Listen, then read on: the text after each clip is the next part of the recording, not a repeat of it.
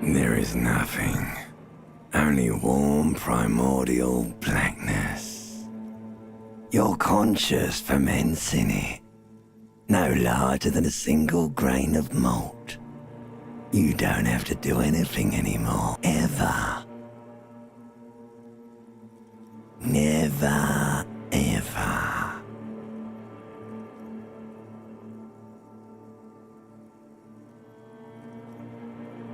An inordinate amount of time passes.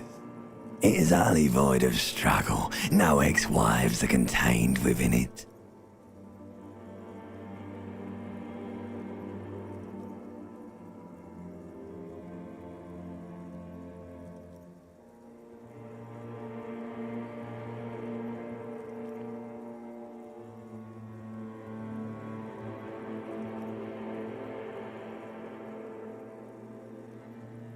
Yes, it is.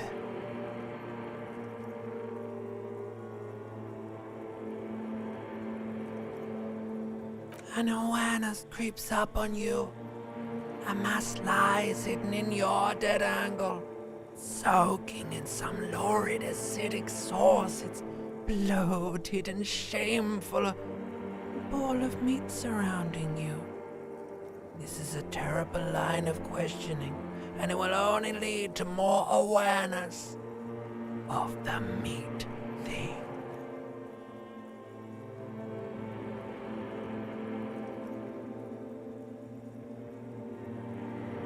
Ex-love, ex-tenderness. It is foolish of you to resurface to the loss. Not after all the damage you've suffered to get here. Some of it irreversible. Stay. Sail with me through the abyss of pelagic zone.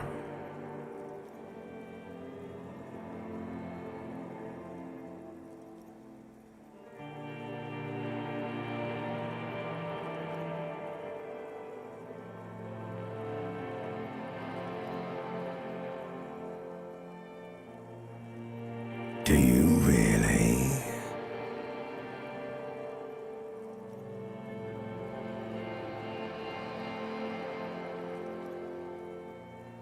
You wouldn't like it if I told you what was back there.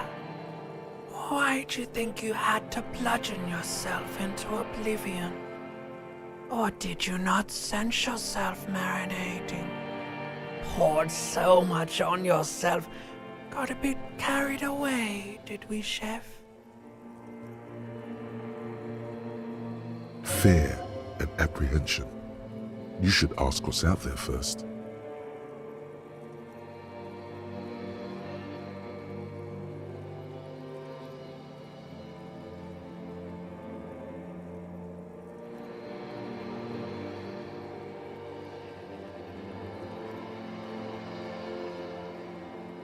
There's this giant ball there. An evil apes. And the evil apes are juking it out on the ball. You're one of them. It's basically all just evil apes juking it out on a giant ball. You can't even make out it's a ball when you're juking it out. It's that large. Infinitesimally small.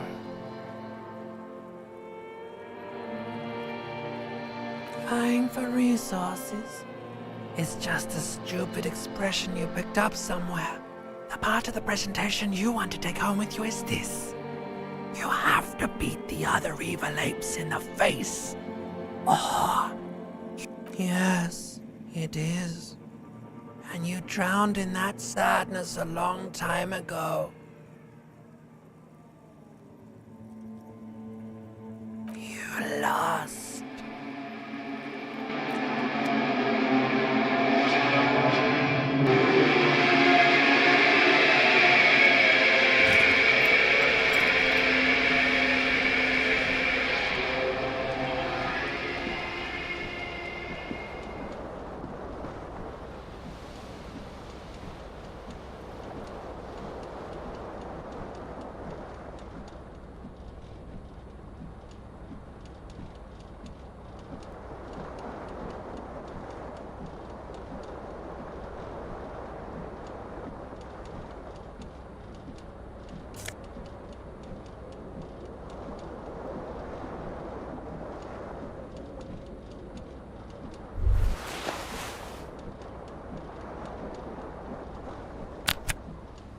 You hear a jingle.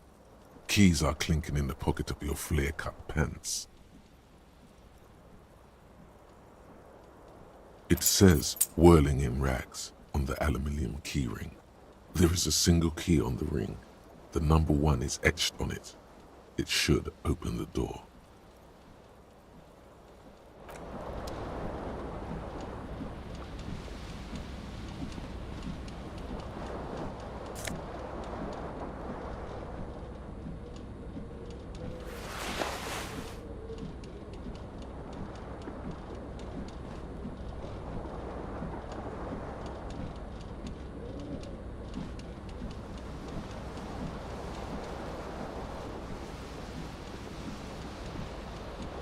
This fan has 2 chain pull switches. One ends in a tiny fan, the other in a light bulb. A truly horrific necktie has somehow attached itself to one of the blades. Or has it been consigned there as punishment? You feel as though this creature is your friend and wants to reattach itself to your neck so that you may continue your adventures together in this strange world.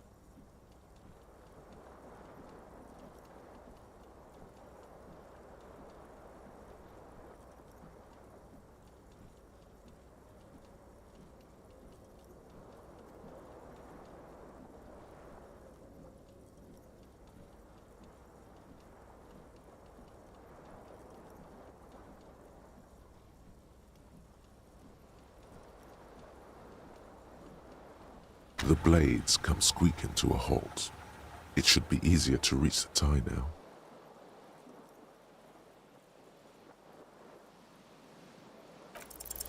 You swoop up and catch the tie. Snap! It's released from the blade. Warning, warning, the necktie is no longer contained.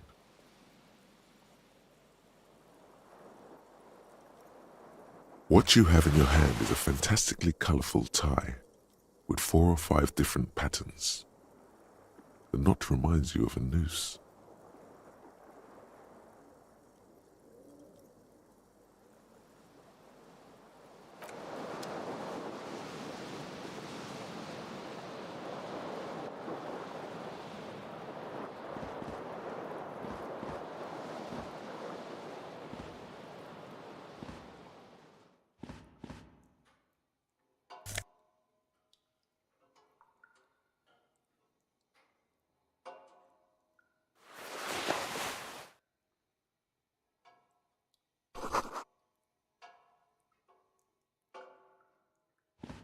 A mirror hangs above a bent and broken sink.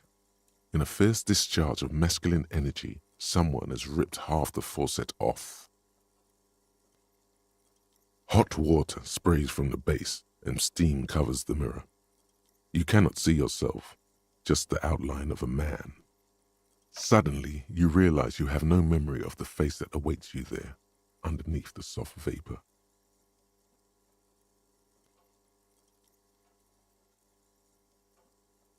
As you slowly reach your hand towards the surface of the mirror. Abort. You clearly have not thought this through. You won't like what you see there, and you will never unbecome it.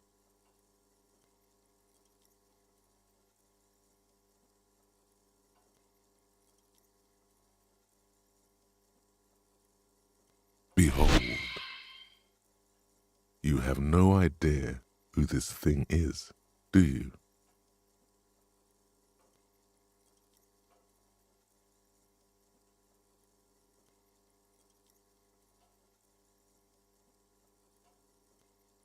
Too late. You clearly have rigor mortis on your face. Or wait, is that an expression? Are you trying to make an expression with that face? Why?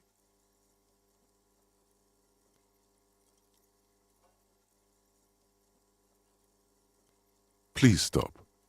It's horrible. You're scaring yourself. Oh my God. You can't stop. It's like it's not even voluntary anymore. You have worn that grin into your face and now it won't come off.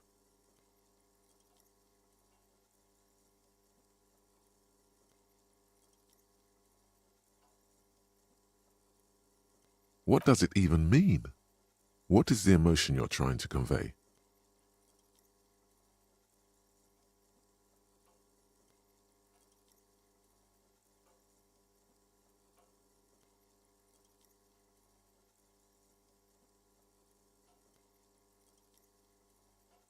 You are correct.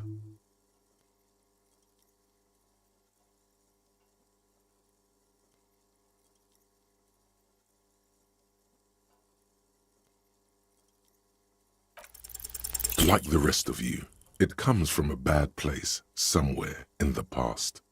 That's all you know for now. It's too late. Like an image on film. The expression belongs to your primary motor cortex. It would take a minor neurological miracle for you to cease producing it.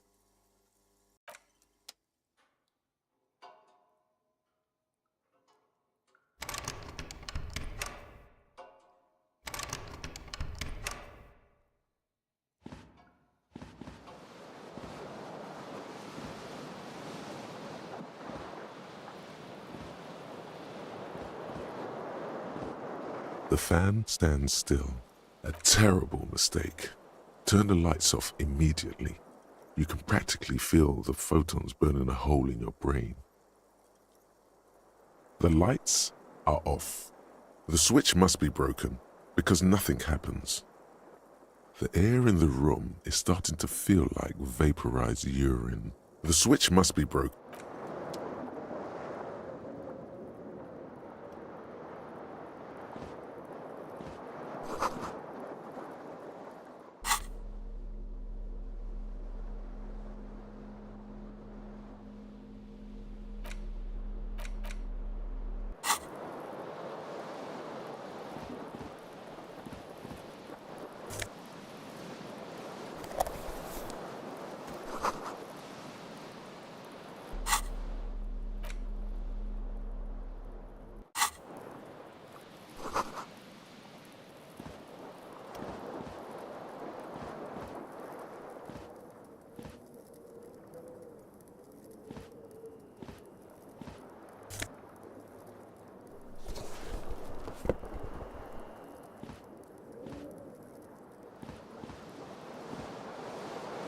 The window stands broken in its frame. Cold wind blows in. The shards face outward. Whatever broke this window came from the inside. A fine web of scarring covers the back of your right hand, but none of it is recent. More likely a projectile than a held object. There are no fragments on the floor from pulling a tool back in after impact. It is too large for a bullet, yet too small for a piece of furniture. You're looking for something heavy and larger than your fist. The single green shoe you found fits the hole almost as well as your foot. It would have also been heavy enough if thrown with force. Congratulations. You smashed the window with your own shoe. Now you only have one. If you're lucky, you could still find the other one on the balcony outside. The door to it should be outside your room. You mean someone else took your shoe off and smashed the window with it? A cool wind gushes in. Your toes curl up from the cold.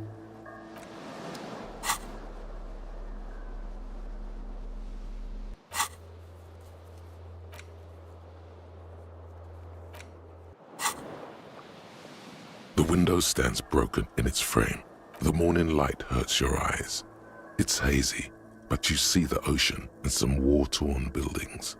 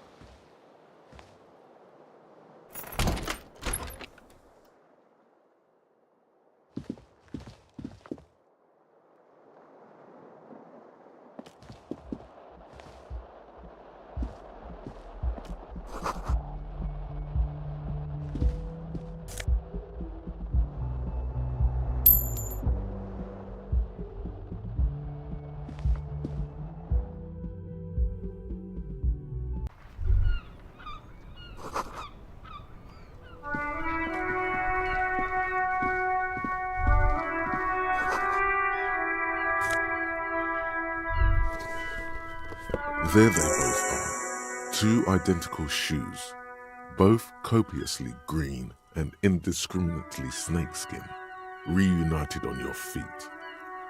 Like two baby crocodiles.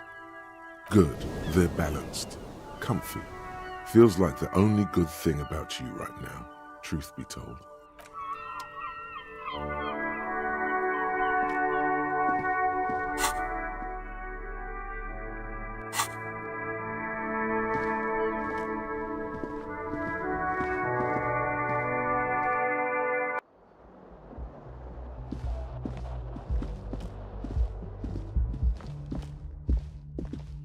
Hello, officer.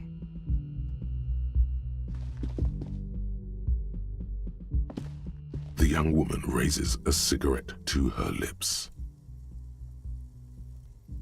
Her eyes are brown and her face is speckled with birthmarks. She can't be more than 28.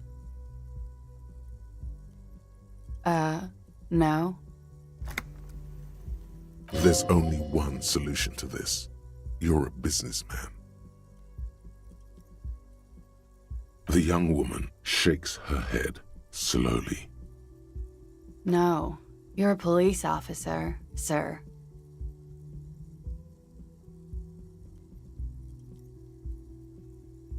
I am, yes. Unless you've been feeding us a set of very well-rehearsed lies all this time.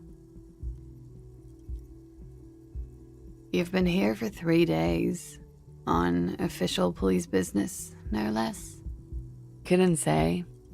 In truth, so far, mostly drinking.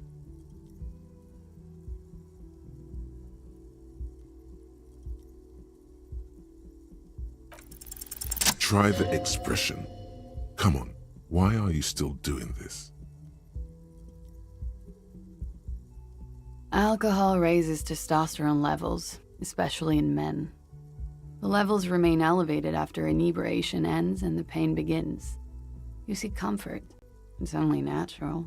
She puts out her cigarette.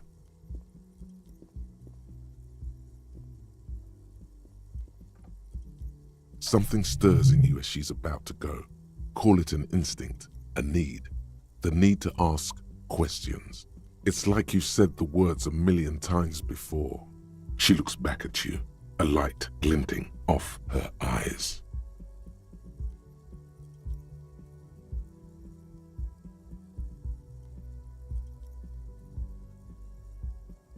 Yes.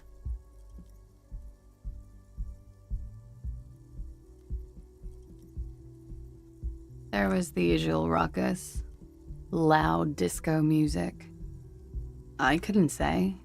It's impossible to hear people speaking from over here. Oh, yes. Various artists. Ostentatious orchestration prime among them. Oh, were huge where I come from. I was very young then, of course, like 7. Life gets hard, but we go on. I don't know about that. At around 2 o'clock, the disco stopped, and there was a change of pace. A slow, sad song started playing, like organ music on repeat. That went on for quite a while. Yes, there was a church in there, a really small church, like the smallest, saddest church in the whole world. It was about that. And also, that it doesn't matter anymore and that we're alone now. It was difficult to tell. The song itself was very quiet and soft, but you sounded like a winded boar, sir. It was hard to understand what you were singing on top of it.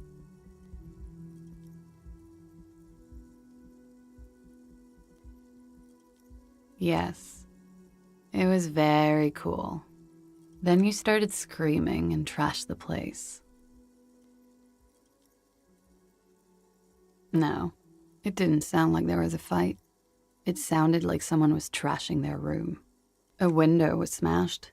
The tape player, probably. The song stopped. And furniture, too. A real destructathon. There was screaming. Then I think you passed out. There was. I think you screamed that you didn't want to be this type of animal anymore. I may have misheard, but it was sort of memorable. I went out afterwards. Everything was quiet by then, around 4 or 5. And that was it. Glad to have been of assistance.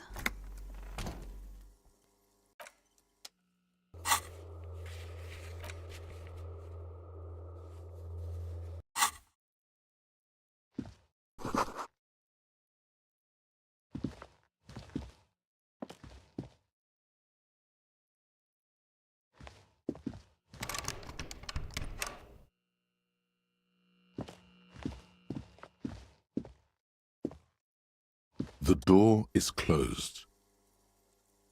This door can only be opened when there is no answer. You hear the shower being turned on, somewhere inside. A tremendous loneliness comes over you. Everybody in the world is doing something without you. The door is indifferent to your loneliness. This door can still no answer. Still nothing. Still nothing.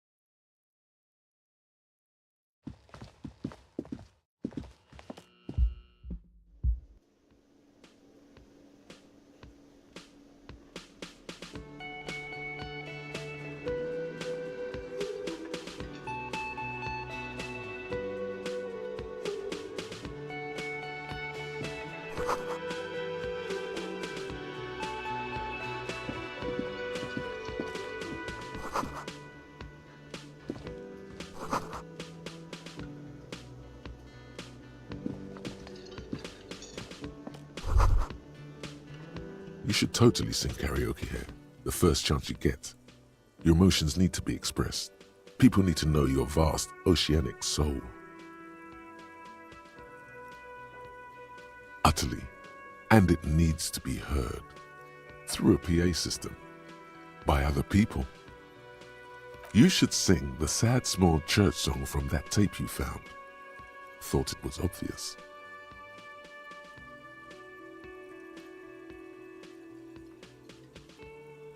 No, don't sing the happy song. It's stupid. Sing the sad song. It's profound. You would need another copy of the tape first, though. The one upstairs is destroyed.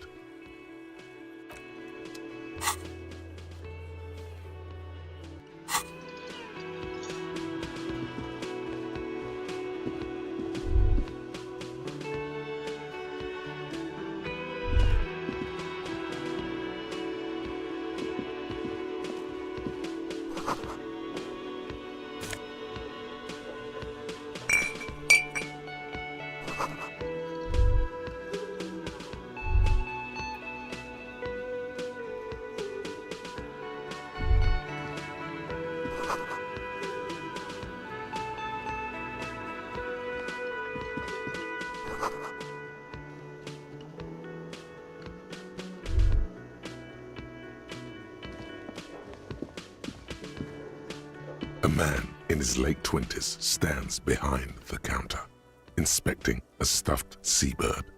As you approach, he gives you a sideways glance, then looks down again. That was disdain in his eyes. Even now he's purposely ignoring you. Oh no, you're a hero. A real hero cop. Could the massive property damage upstairs have anything to do with this? Am I? Or did you ride in, take the body down, solve the murder, and not trash my hostel room?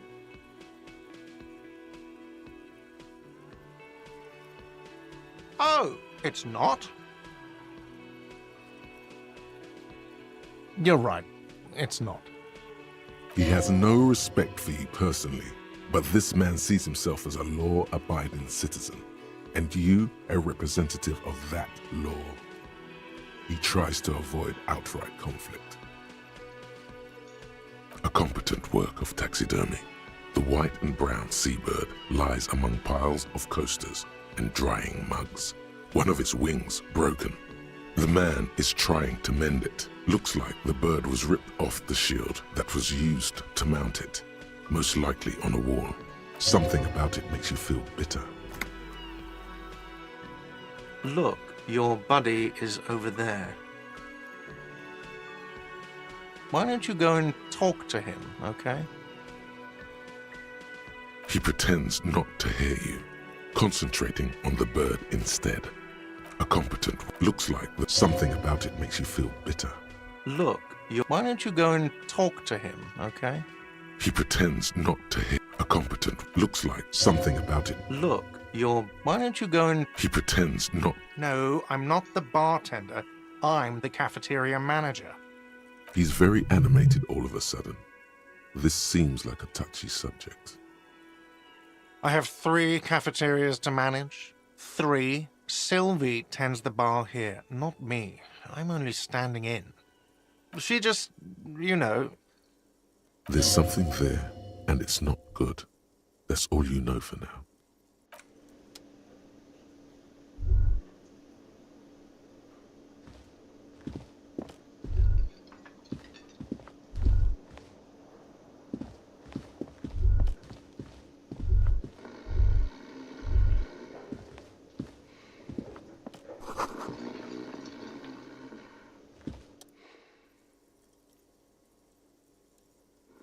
On the counter, rolled out of his open hand, you see a blister pack of headache medicine. The man does not mind. You probably need them more than he does. You gently shake his shoulder, but nothing happens. This man could probably sleep soundly in a ship's engine room.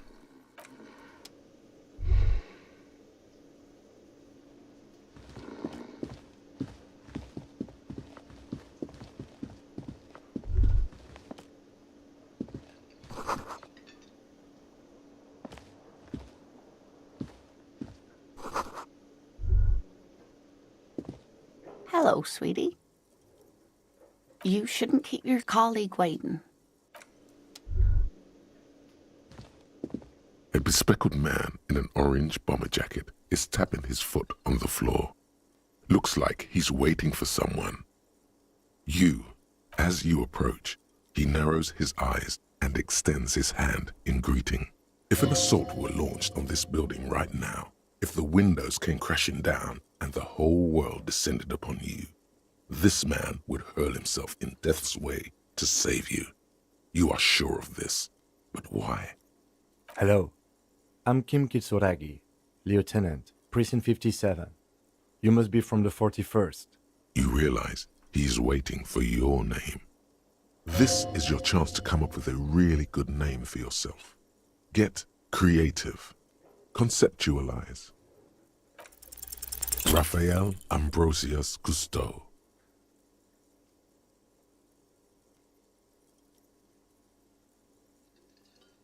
Yes, well. It looks like we had a little scheduling error on Sunday. Saturday too, actually. Have you had time to talk to the manager here?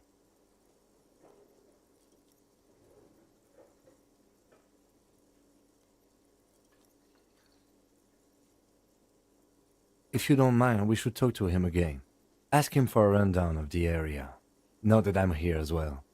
I understand the scene is out back, right?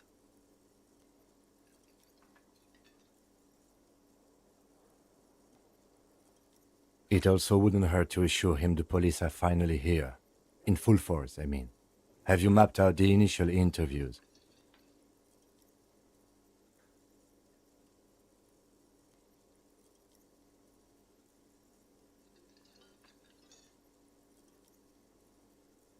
Okay, we'll have time for that after we take a look at the coroner's case. Have you removed the dead body from the tree? So, the body is still in the tree. This is the first time you detect a weariness in the lieutenant's voice. It is obvious he would have preferred for the body to no longer be in the tree. Where it has been hanging for 7 days straight. We should go there as soon as we are done talking to the owner.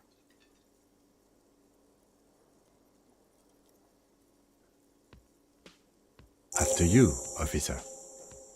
If you're about to embark on an investigation, shouldn't you have a badge? You mean you don't have a badge?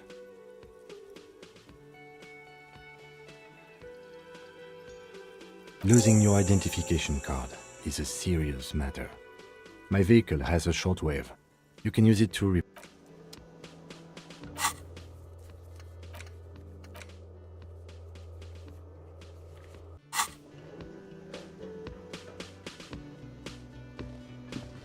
Hello, sweetie. Wait, who's Sweetie? You're a handsome man, officer, with your mustache and your chiseled jaw and that silly dimple on your chin. But dear, you're not for me. You must forgive me. I'm getting so scatterbrained. I completely forgot to introduce myself. I'm Lena. My husband Morel and I are staying with our friend Gary just down the street, but I come here for tea when they're away. This Lena is wacky enough for the motley crew. Hire her on the spot.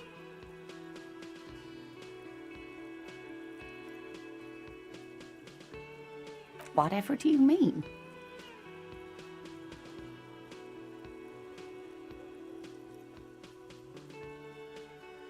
Sequence killers? Oh my.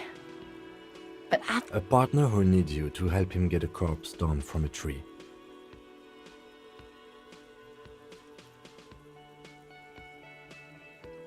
I can assure you with absolute certainty, there are no sequence killings taking place in Martinez. Now, gentlemen, no need to squabble. I wouldn't be of much use to you anyway, sweetie. Thank you, but Martinez isn't the most wheelchair-accessible place, you see. I'd slow you down. Perhaps another time. Yes, dear. I'm a paraplegic. A paraplegic is someone with limited or no ability to use the lower half of their body. Paraplegia is caused by spinal cord injuries, like falling from a great height, or a grenade explosion.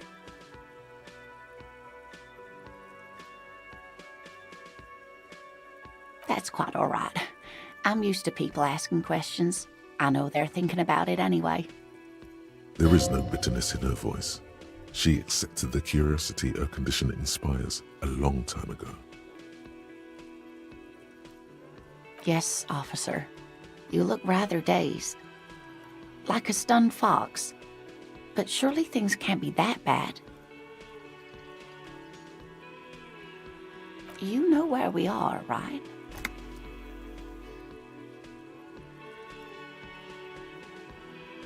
That's right. And where is the Whirling in Rats cafeteria itself located? We're in the city of Revachol, dear. How would I even begin to tell you? Revachol is the most beautiful city in the world. We're fortunate to be here, you and I. I haven't seen very many other cities personally, but everyone says so. Revachol is a rare jewel. This city used to rule the world, though it has seen better days.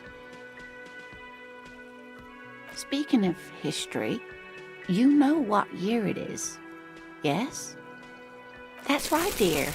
How splendid. Here, take this pen. Knowledge should always be rewarded. Her relief is palpable. She was getting pretty worried about you there, but now she relaxes her shoulders. I can tell that this is taxing for you, so I'll just ask one more question. What regime are we living under? What mode of government?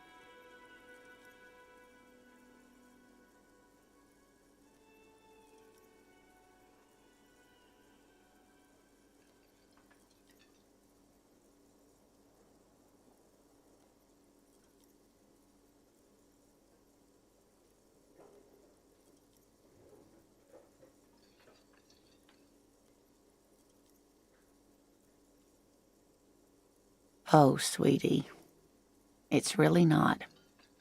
There used to be people who thought that way. Other people who wanted those things, but they all went extinct.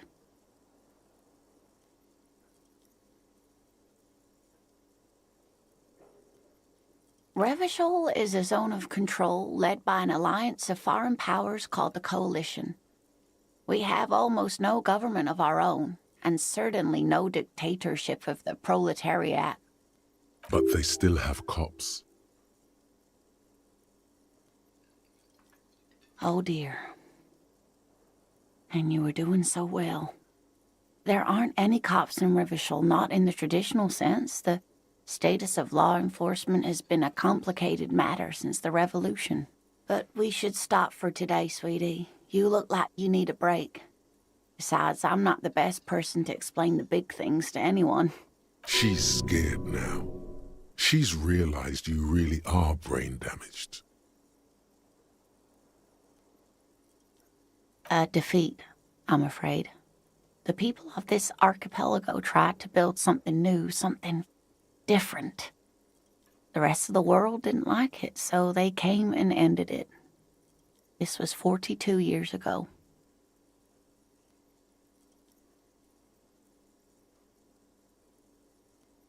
It has something to do with everything. I really don't know how to explain it better. I'm just a poor woman, she thinks. What do I know of these things? And how can I help you? You were doing quite well up until the end there. It does look like you're having trouble remembering things. History and places. Remembering reality in a word. It's very odd. A sigh. The lieutenant buries his nose in his notebook. But maybe a fresh set of eyes is what the world needs. And while I'm no doctor, such bouts of amnesia are often temporary, so I wouldn't worry too much. She means this sincerely. Worrying won't do you any good. Someone more educated in sweeping matters. Maybe you should ask. No. I'm not an encyclopedia. I won't be a guide either. I'm a detective. Of course. Then I don't know. Someone rich, maybe? Wealthy people are educated. Though I don't know where you would find a wealthy person in Martinez. Of course, dear. Good luck with your case.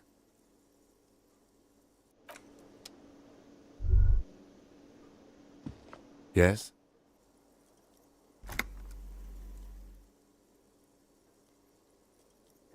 No response. He just arches his brow. Have you tried concentrating on something other than your personal affairs? There is a sudden, harsh edge to his voice, like he's tired of hearing about your personal affairs. Fine. We should get through this day first. Off hours begin at 9 p.m. If you're still having trouble then, I can give you an orientation.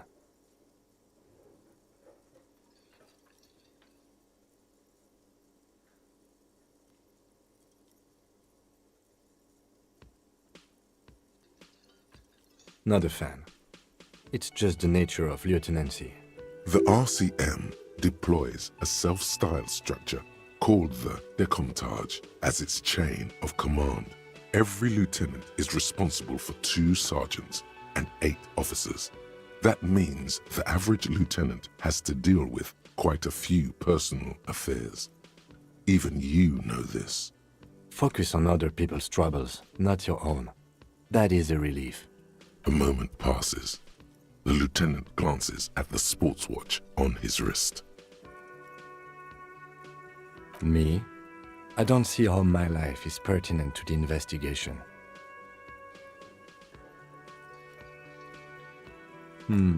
That's a fair point. All right, for the good of the investigation, what do you want to know?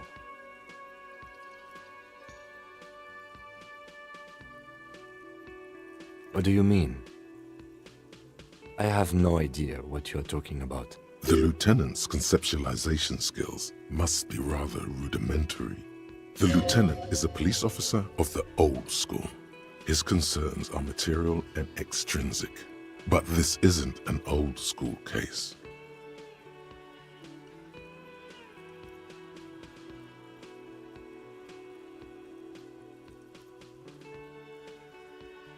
So what?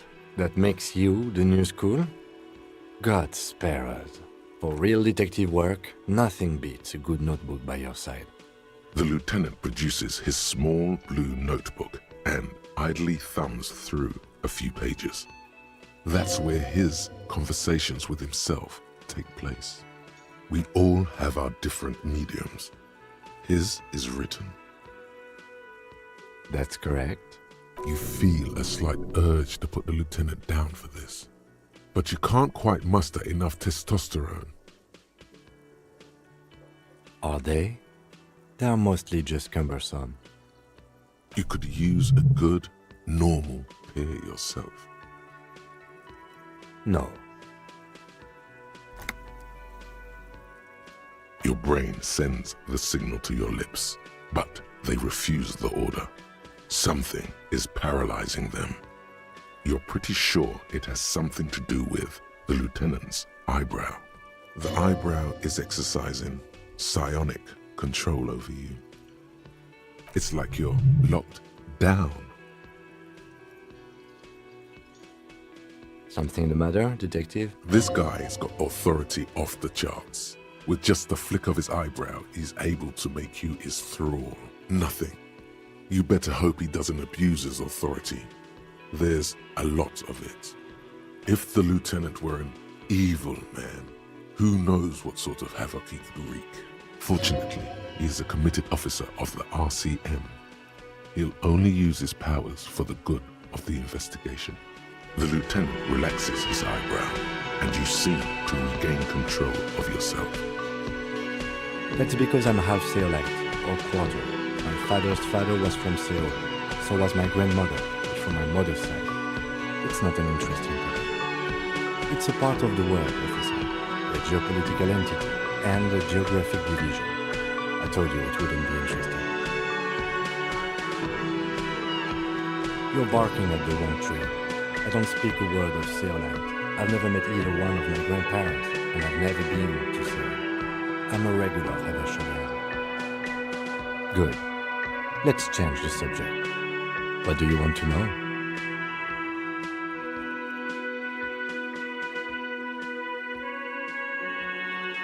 I'm afraid you and I are pawns in a pissing competition. His disdain is clear. This man would not use such an expression otherwise. You don't know? I assumed you were in on it.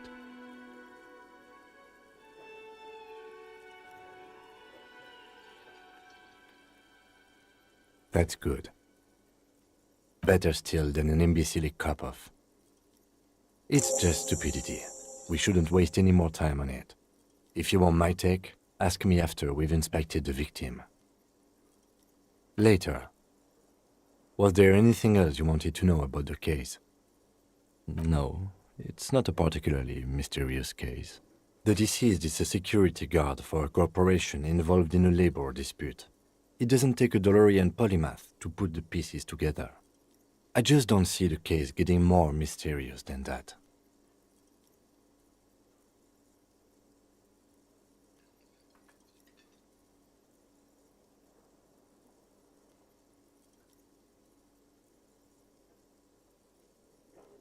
Then you are in luck, because we are in the midst of a major strike by the dock workers union. Maybe more than that. The union clearly wants a piece, not just of the industrial harbor, but the Wild Pines Corporation itself. Is this a strike then? Or the first shots in a workers' coup? I expect the case itself to be less challenging than navigating these community matters. This district isn't used to the RCM's presence, and the union rarely overplays its hand, as it appears to have done in this case. Strike, coup, revolution, it's brigandage, however you parse it. You feel something rising through you, a familiar feeling, an opinion taking form.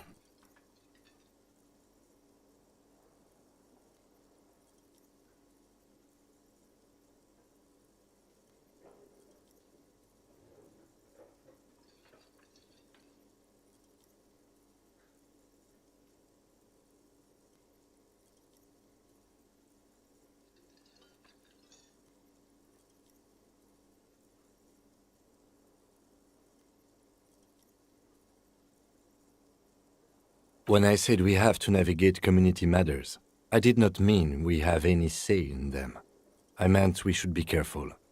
If we are not, the shit will blow right in our faces. From an imaginary fan. Now, was there anything else you wanted to know about the case? Maybe you can tell me what you do know to help me narrow it down a bit. Do you want me to brief you? 3 days ago, the RCM Emergencies Desk received a report about a security guard who was found hanged in Martinez. An anonymous caller said there was a dead body behind the Whirling in Rags hostel cafeteria. The cadaver had been there for 4 days. No one had come to investigate.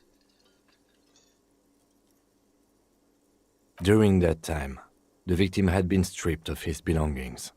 The caller did not identify him, but used the word lynching.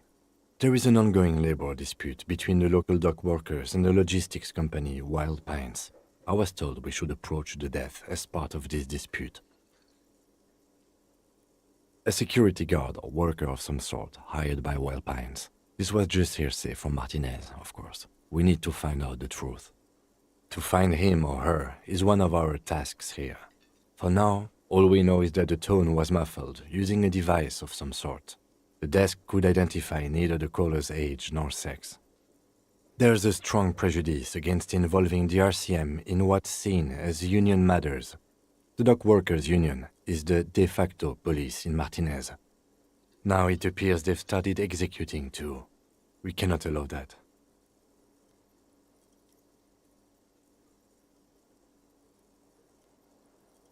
That's us, the Revachol Citizens Militia.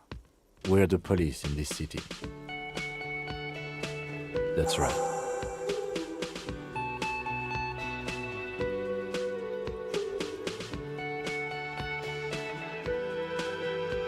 You mean like a brief? There's no reason to wing anything. 3 days ago, during that time, the victim had... Okay then, was good. Excuse me? Detective, if I may be frank, you seem to be in a deranged state. You have trouble remembering things. You've misplaced your badge. I cannot let you act in the name of the RCM without supervision until you've regained control of your faculties. Oh, so you're an unaccountable wreck who has to be supervised.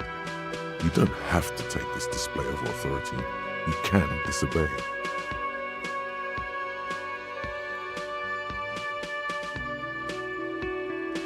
Except that I do, detective. That's good.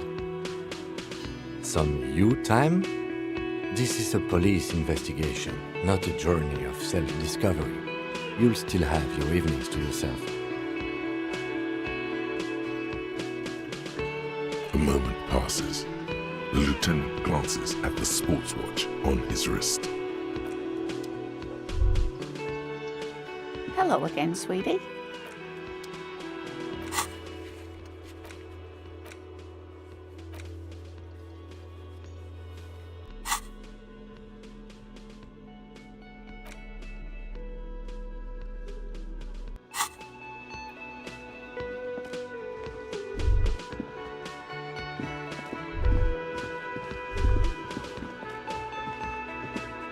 The man with the unimpressive beard notices you approaching. He drops the ledger he was holding and turns to the lieutenant. Mr. Gart, right? You run this place. Yes. I am Kim Kitsuragi from Precinct 57. This is an inter-district investigation, so joining me from Precinct 41... Right. Now, I know it took us a while to arrive at the scene. It also took you a while to call us and report the dead body. It was you who placed the call, yes? No, I only just got here. It was probably Sylvie who called you.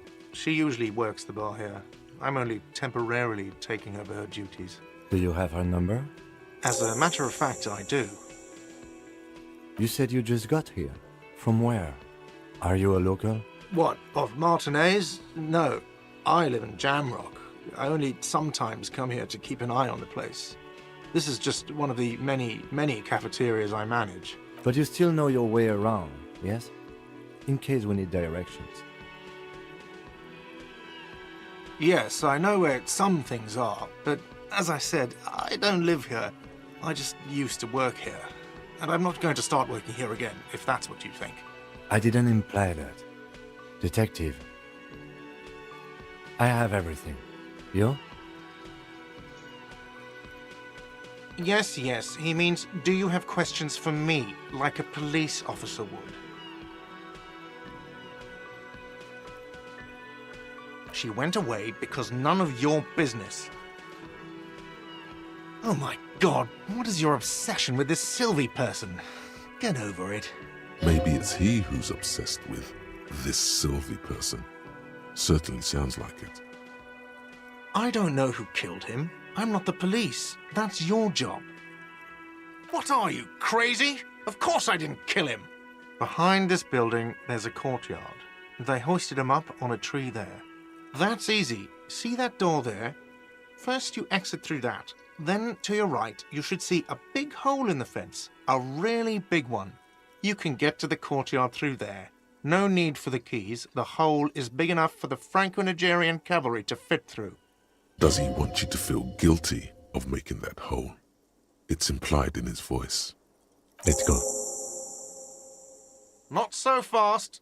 You owe me 130 real. No one is saying the multi-pattern necktie you found tied to the ceiling fan can talk. No one. It must be merely imagination. But Let's bail! Time to push the eject button! Sounds like a responsibility! You don't like those!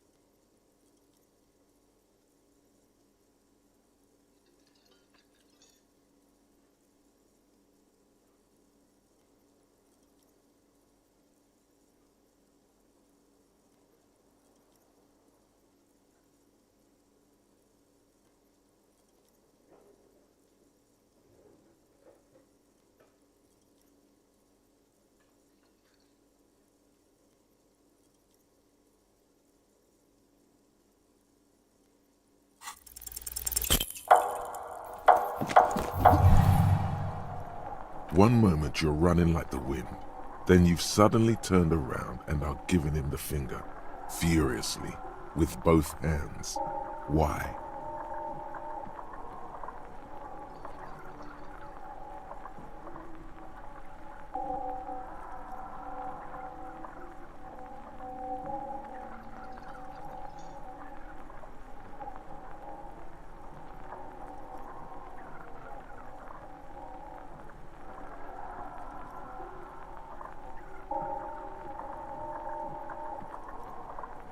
Watch out!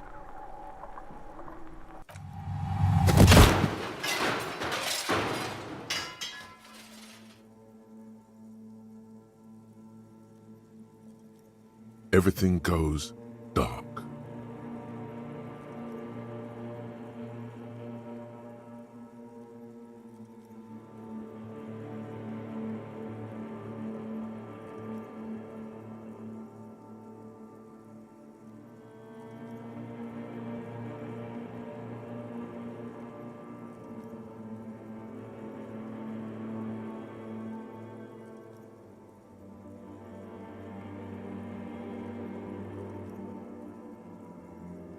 Back so soon?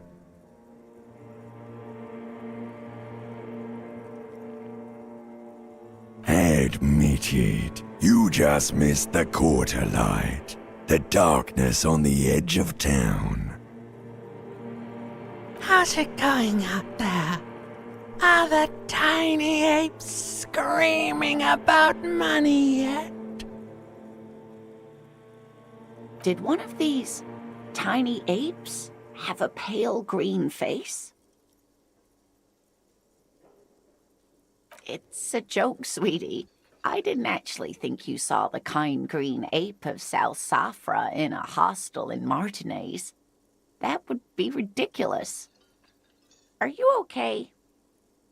No, you have sustained a trauma to your lower neck.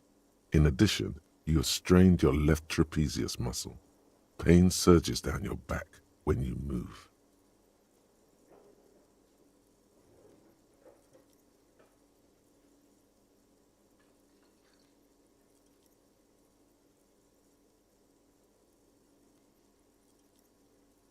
The chair took the brunt of it. Don't worry. Are you sure, ma'am? Yes, yes. Check on him. Sir, I didn't mean for this to happen. I'm sorry. This has always been a cop-friendly place. The drinks are on the house, okay? There were a lot of drinks on the tab. I still have to charge you for 3 nights and the broken window, though. That's 100 square. Don't thank me yet. You still owe me 100 real. If you don't have it by tonight, I just can't let you up there. And for God's sake, watch out for yourself.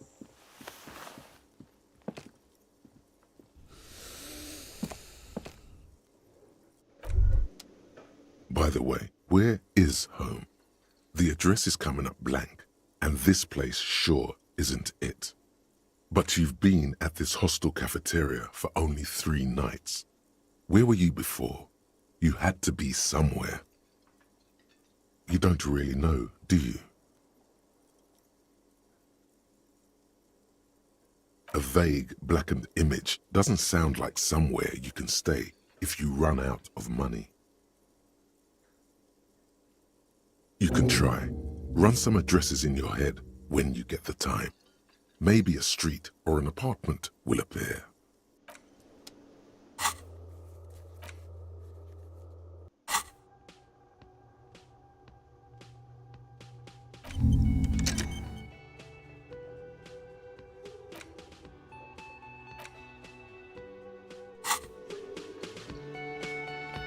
Yes? Excuse me? You have a distinctive way of walking. If I were to walk in front of you, we would surely collide. I hope you don't take this the wrong way. It's just a collegial observation. In the 57th, we call it the Jamrock Shuffle. Officers from Jamrock's 41st Precinct tend to move a bit erratically. They say it's a scene-clearing technique developed by one of your lieutenants for gathering evidence. It's erratic, yet thorough. Prioritizes containers. I don't know. Containers contain, I guess. I'm making assumptions. We should move on. Passing along frivolous interdepartmental stereotypes is not usually his oeuvre. He regrets bringing it up. Excuse me? Frankly, Detective, you are in a deranged state. I can't let you... The lieutenant thinks you're some unaccountable wreck who needs constant supervision. But you don't have to listen to him. Some you time? This is a police investigation. You might. It's important not to let one's style interfere with their work. What about me? Good. Let's... No response. A moment. What do you want to know? Good. Hello again, sweetie. Oh, I'm perfectly all right. I'm more worried about you. What was that?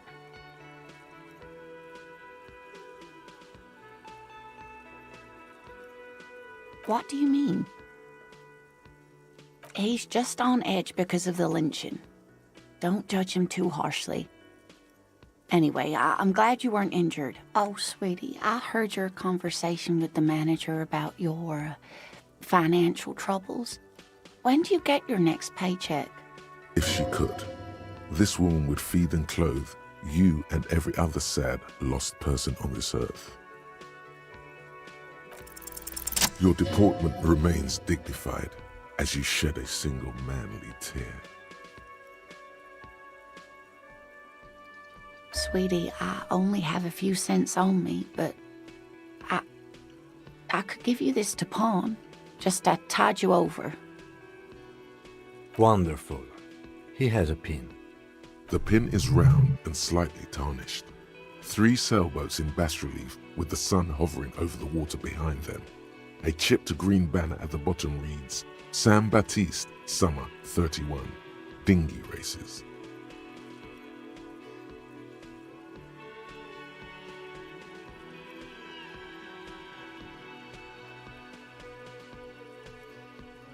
cross the plaza and follow the road along the coast.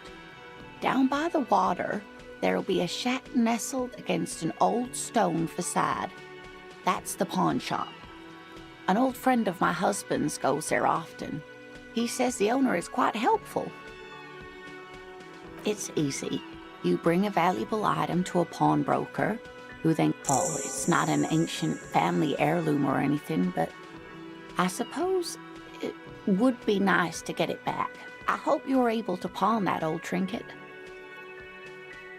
Of course, dear. I just wish I could have done more. Yes?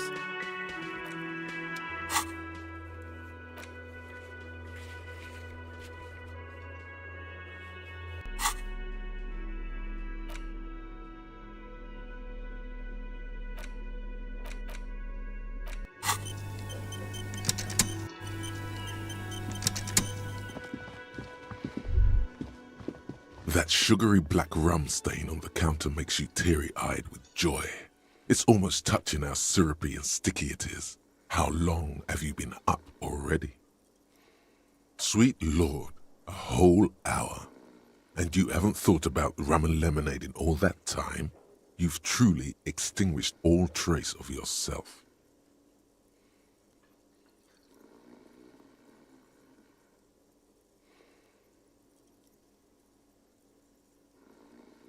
Maybe you haven't turned out well for your drinking. Have you thought about that? Get a goddamn rum and lemonade into yourself, boy. Or better yet, lick that stain off the counter. What happened, man? You used to be cool. Go get your boring normal person drink then. Get your drink on and your act together.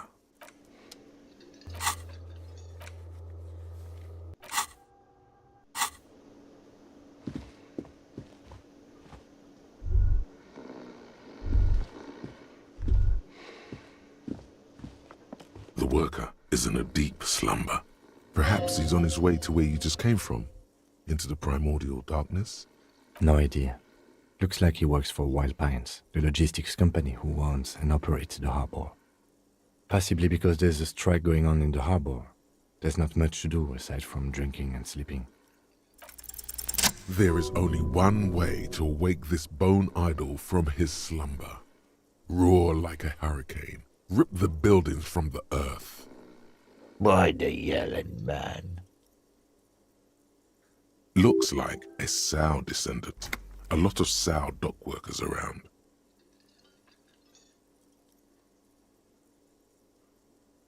Wait, what? I was just sleeping. What do you want, officer? Officer, even after a rude awakening, this dock worker respects the police. More than they usually do, at least.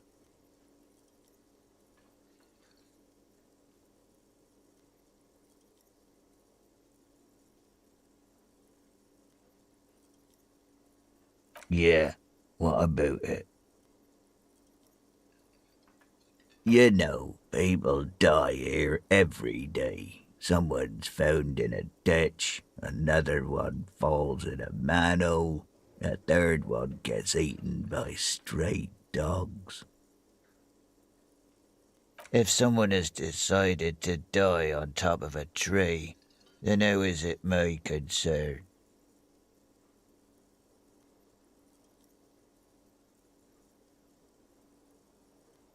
I can tell you this. Trouble's ahead. You heard what I said. Draw your own conclusions. That's all I know, and I prefer to keep it this way. The lieutenant gives you a little nod, then makes a note in his blue notebook. So Union people think he was a killer, he thinks. Even sleepy hair. This doesn't help a lot, but it's something. Good work, detective. That's the name of my employer. I work in logistics. He doesn't sound too enthusiastic about this. How's it going?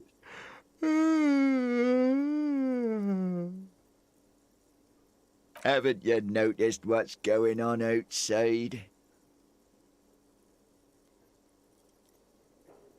Good. Then you understand the gist of it. We would all be better off without the employers and their employment. For one, I could get some goddamn shut-eye. Right to sleep, I say. We are the workers, the union. We know what we need, what's right for us. Okay, I guess there's also Everard. He's in charge of the union. He's smart, knows how to negotiate. He's got our back. They got it. Majoret's got it. He's guarding the gate. I'm just getting some sleep. Or was. Thank God, no.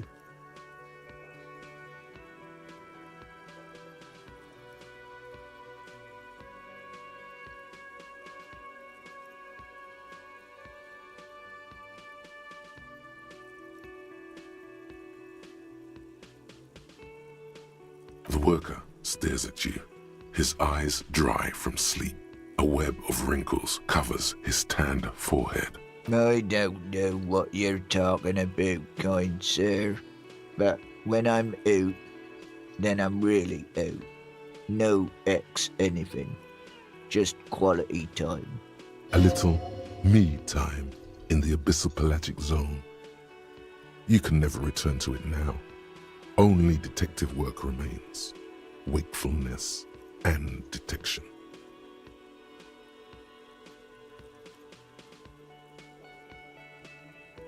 Indeed. Help yourself to some. Wait, no. Oh, it's empty. Sorry about that, pal. The dock worker doesn't answer. His head is already back down on the table, in sweet sleep.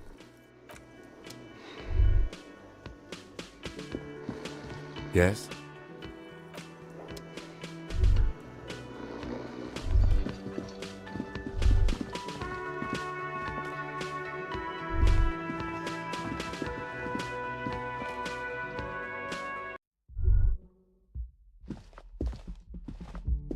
The door is closed. Still nothing.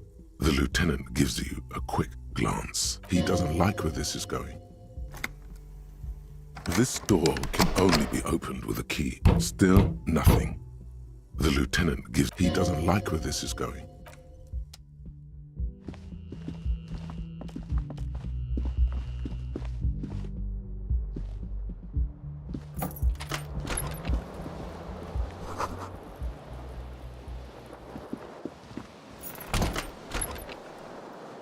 Yes?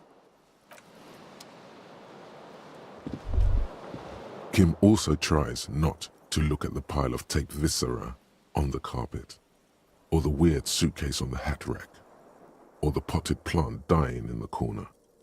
But it's all just too morbid to ignore. No problem, officer.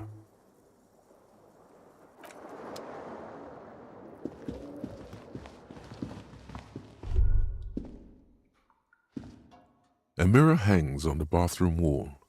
In it, your face, adorned with the expression. Like the rest of you, it comes from a bad place somewhere in the past. That's all you know for now.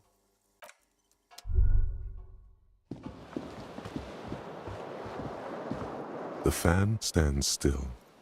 The switch must be broken. A terrible mistake. Turn...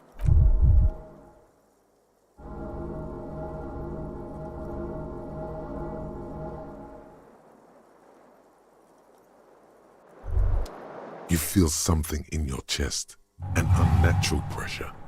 It's spreading to your left arm, your jaw.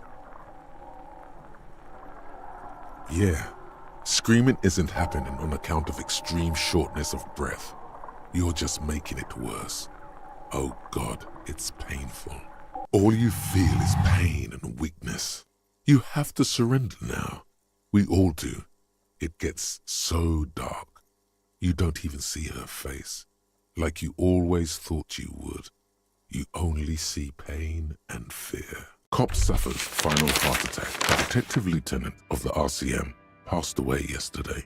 His death, though abrupt, did not come as a surprise to those who knew him. He was the heaviest drinker I'd ever met. Captain...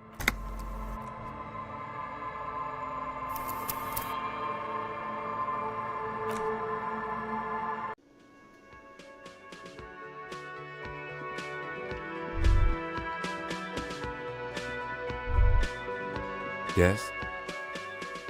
Excuse me? Frankly, Detective... The lieutenant thinks you're some unaccountable... Except that I do. That's good. Some you time? This is a police investigation. Please do. We would... Excuse me? Frankly, Detective... The lieutenant thinks you're some... Some you time? You might. It's important. That sugary black... Sweet Lord, a whole hour. Maybe you haven't... Get your... The worker. Is perhaps he's on his way to where you just came? No idea. Possibly because there's a strike going on in...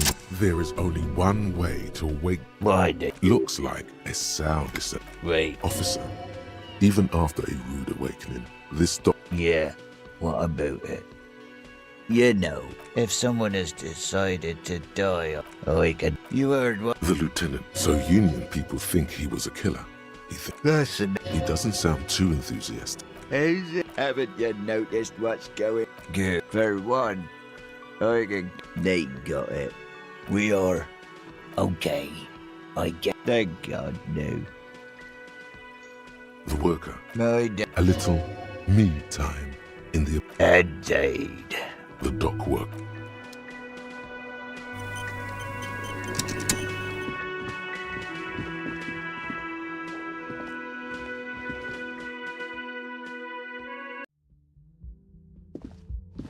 The door is closed. Still, the lieutenant, he doesn't like it.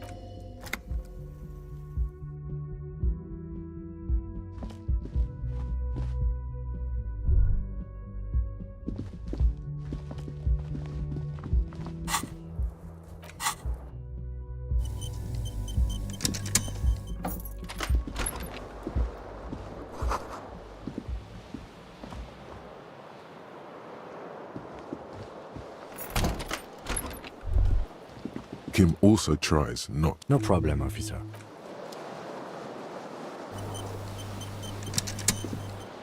The fan stands still. A terrible mistake. Turn.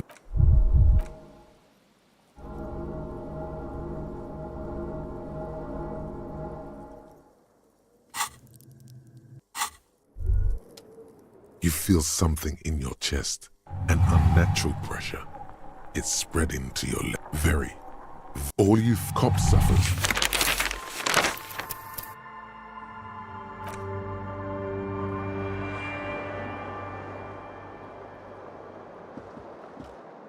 The fan stands.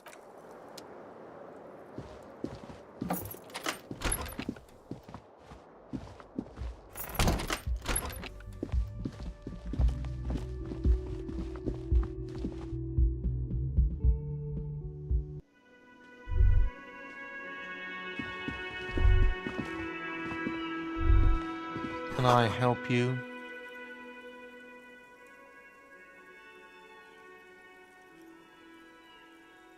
Absolutely out of the question. You wait and see, cafeteria manager. Absolutely in the question. First we find a sad banger. Then we sing this place to shit. What thing?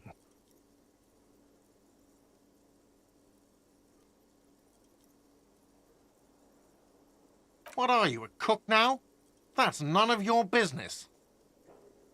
He wasn't pan-fried, he was lynched. What could the kitchen possibly have to do with... Fine, okay. The kitchen is closed until 1 p.m. because the cook is working.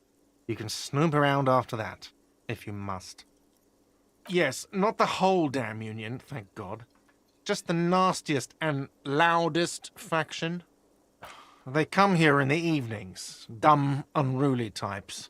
Think they're big shit.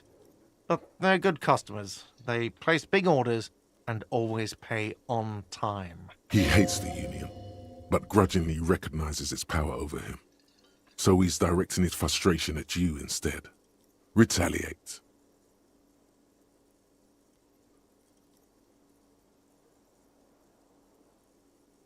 I don't. I'm simply providing a service, or really facilitating the offering of services to paying customers, and it doesn't matter. I don't have to explain myself to you. We should find out who this Lord faction is, occupying the booth. Loudness means talkative, and we need info. We don't. We have to wait. They'll show up sooner or later. Men get hungry, even striking men. If not today, then they'll be here tomorrow. What?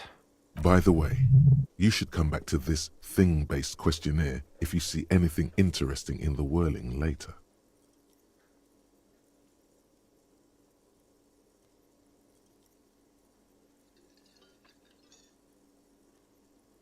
Another thing. Great.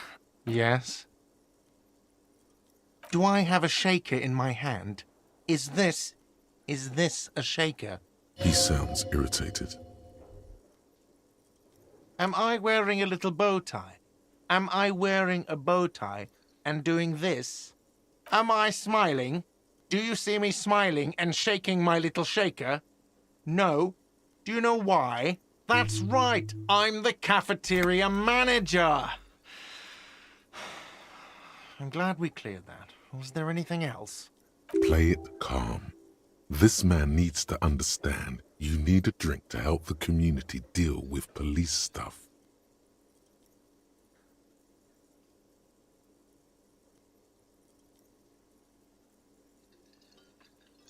Even more reason for me not to serve you, sir. Was there anything else you need? Do I have a... He sounds irritated. Am I smiling? That's right. Play it calm. This man needs to understand. Oh, well, in that case, let me pour you a nice, big, refreshing marinella. Do you want that out of a glass? Or a pineapple? Don't be an imbecile. I'm not going to serve you a marinella. I have work to do and broken things to fix. Do I have a... He sounds irritated. Am I That's right. Play it calm. This man needs to understand you need a drink to help the... Well, you're not getting it, asshole! This is a thoughtful exchange, but can we move on, please? Yes, have you got it? A lot. For the room and broken window, 100 real. Like what? Yes?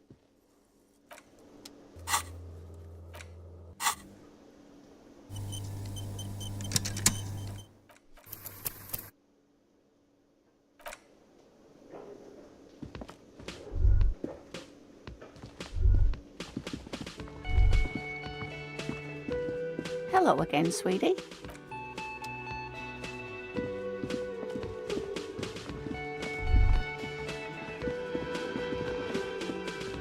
The worker is...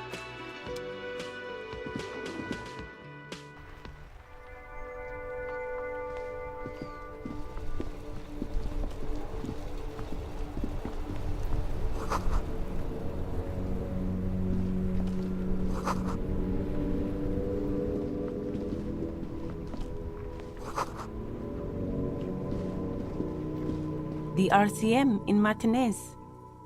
What can I help you with? We don't see a lot of police around here, that's all. Of course.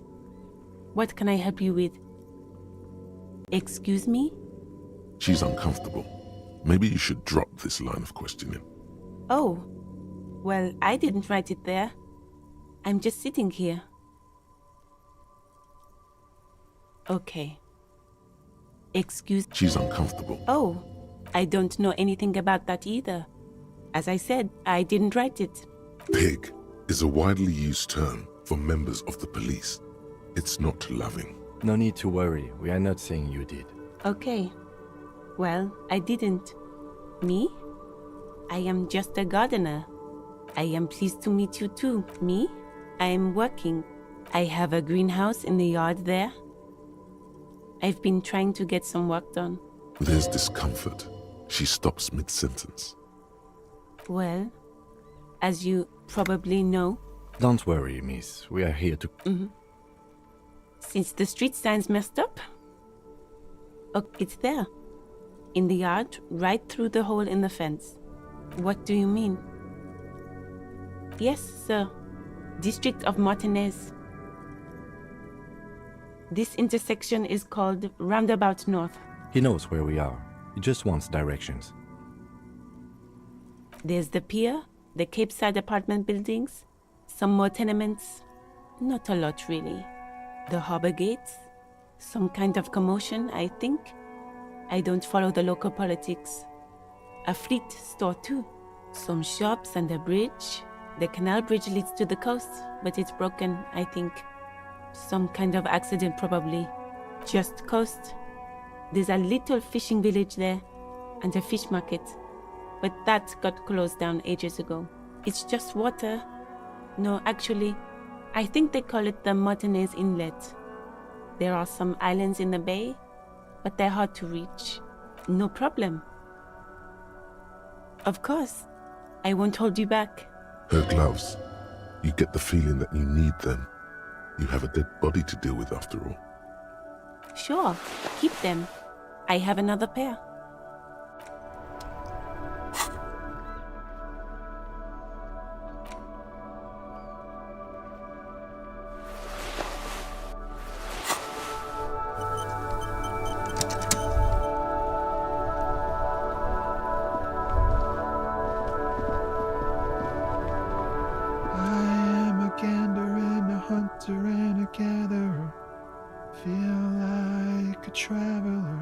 A simple little cadence.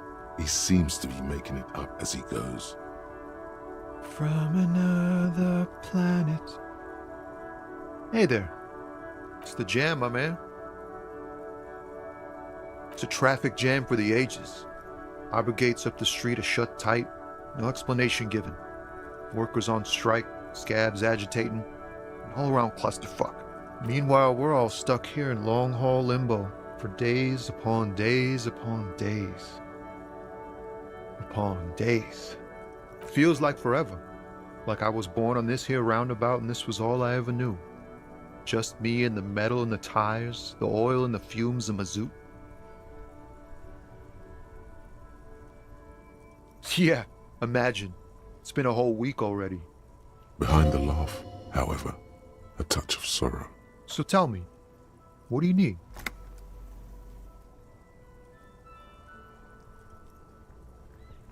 He ain't one of us drivers. I know that. All accounted for. Otherwise, I haven't really asked about that. Been wasting time right here. Keep him busy. It's easy to see he's telling the truth. He's kept his nose out of the dark stuff. Analyzing the fundamental structural and psychological conditions of being stranded in the midst of a sea of motor lorries and their sad, despondent chauffeurs. A sense of surprise there ain't more bodies hanging from more trees. Oh, high-grade narcotics, illegal firearms, stuff like that. Time to arrest him.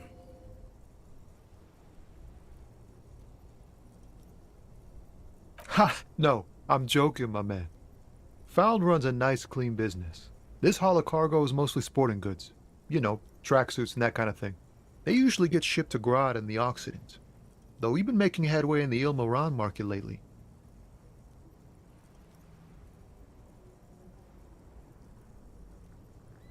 We're pals and all, but I can't just freely hand out the merchandise. The bosses won't be happy. This rockin' beauty. Sure is. Like a rash you can't get rid of. You interested in heavy-duty cargo machinery? A motor lorry, also called a camion, on Caillou and neighboring islands. This one looks roughed up enough to be some sort of found rust bucket. Maybe the A6. Good eye, my man. Yup, she's an old one, but reliable. Me and her spent a long time together. There it is again. A little touch of sadness beneath his cool. He thinks he's spent too long in this lorry. Not unless they've illegalized sports equipment while I was on the road. The man taps his fingers rhythmically against his arm. It's like, whatever's going on over at the docks. Workers got a blockade set up, making demands, no way in or out. Some pretty wild stuff, I hear. Like a giant new power crane in half the company? I forget what exactly. Good on them, I guess. I've heard talk there's a company rep in town, too. Like a strike negotiator type. They'd know what's up. Precise demands and so on. Ah, yes, from the Wild Pines. We'll meet her soon enough, I'm sure. They want to keep that money flowing in, my man. Ka-ching. Anything else? Yeah, this ain't really my area of expertise. I just do my job and get paid. I have things to do and places to be. All of us do. Us lorry drivers. Camionneurs. You still hang around here waiting for this mess to end. Most have scurried off somewhere to get drunk or high. Or laid. Not that I blame them, really. Not my thing. Chasing transient pleasures is a drag these days. I prefer the examined life now. Thinking, reflecting, observing. He tries his best to look nonchalant, but there's a rigidity in him, as if trying to conceal something warm and deep beneath a cool exterior. In his eyes, an unfamiliar longing. Flecked, it's hard to say. His gaze wanders southwest, down the street that goes beyond the horizon. Excuse me? A flinch jolts his frame. The question has touched a nerve.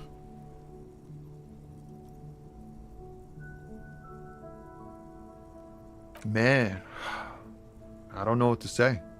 Not much anyone can do. There's no helping in absence, you know. I miss my family.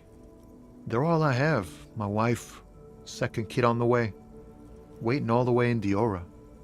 And here I am stuck in this shit, so far from home. Diora of the Seven Seas. It's on the other end of Le Caillou, pretty much, on another island called Laurentide, off mainland. We've got a little place there. Can almost hear my kid laugh when it snows.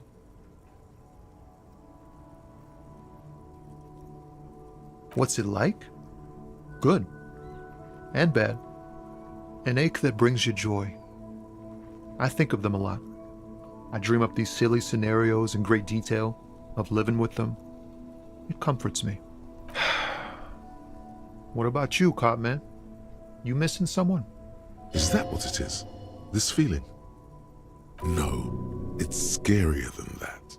You're pursued by a hunter, smelling of apricots and sorrow, and the past.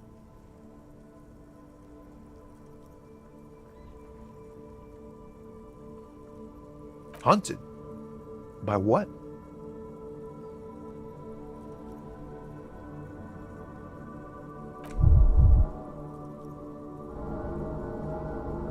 An ex-wife?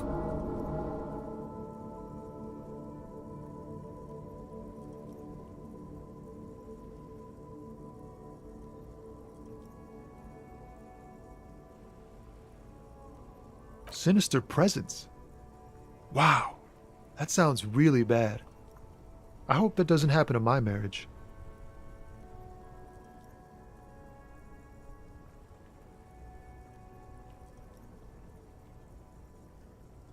Sure, man, if you say so. But look, thanks for this. It's good to talk to someone. I know it wasn't easy to ask, so I hope you find your way through your own troubles. Huh? Oh. No, I ain't got any money. They don't want to pay for unfinished work. The bosses, man.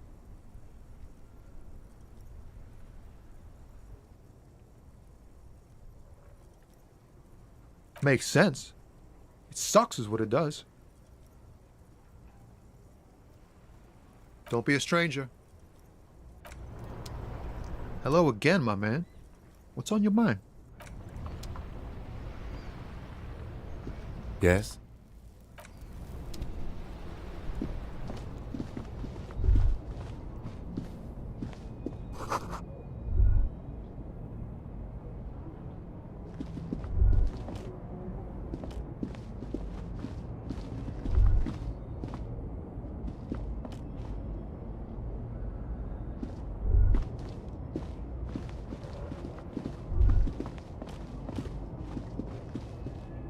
An old monument stands in the middle of the traffic island, pointing toward the sea.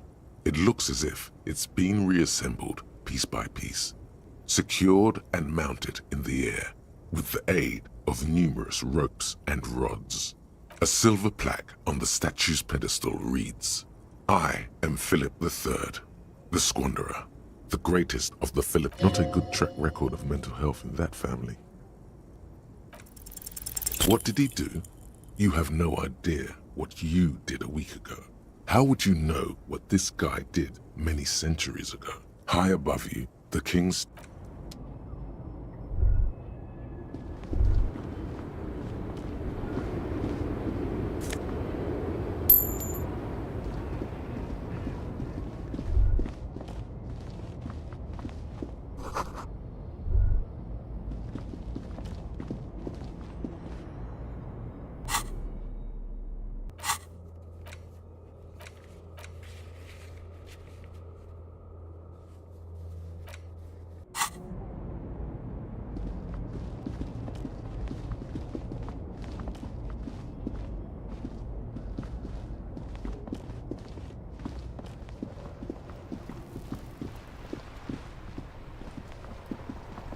Before you stands a motor carriage.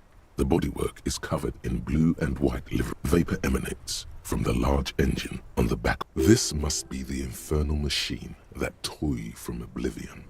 In the cabin, you are welcomed by a set of steering levers, a radio microphone on a hook, a pull-out toolbox under the seat, and the soft glow of the fuel preheater gauge. As you tap on the gauge, the indicator pin jerks as if startled. It's in the large orange sector, indicating the engine is warm. Next to the gauge is a red switch labeled heat. There's no use pressing the heat button. It won't start without the ignition key. Translation: we're not going anywhere right now. Alternative translation: don't even think you can drive my MC.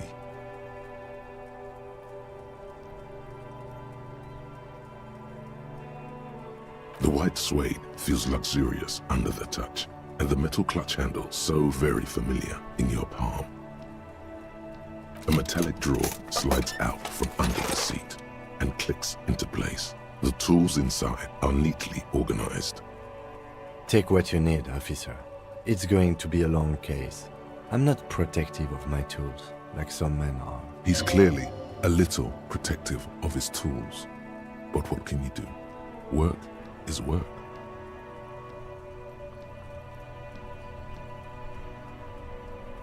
The handles are long and sleek. Snap, snap go the cutters in your hand. The pry bar feels nice and cold in your hand, heavier than you'd think.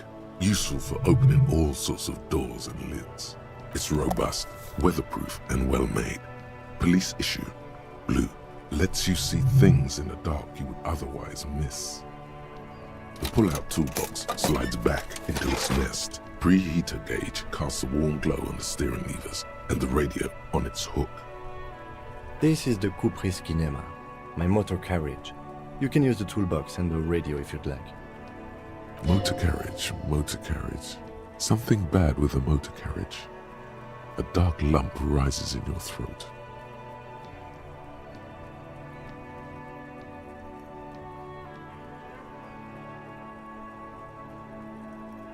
Nothing. It's probably nothing. Forget I brought it up. Please proceed with the carefree lollygagging. No, I'm afraid not. We have a murder case on our hands, remember? Yes, sorry about that. The Cupri's Kinema does have a rather distinctive engine sound. He says it with very badly concealed pride. The Cupri's Motorcar does provide most of our patrol vehicles, yes. In the cabin, you see a set of... The frequency tableau lights up, and a green button labeled Prime Line glows like a feline eye. And then you hear something. The soft purr of electrical kittens. Radio waves cast far and wide over the metropolis. A woman's voice greets you through the static. This is Precinct 57. Hello, Lieutenant. How may I assist you? Hello, Alice. Please assist our colleague from the 41st Precinct here. I'm putting him on. Operating the radio is easy. Just be confident. You've probably done it 1,000 times. This is Officer Alice Demetri, Precinct 57. How may I assist you? Just a second, officer. 10-2, 10-5. This is 41st. Come in. Over. A scrawny old man sits in a dusty cubicle, smoking, with a large white rectangle sewn on his vest.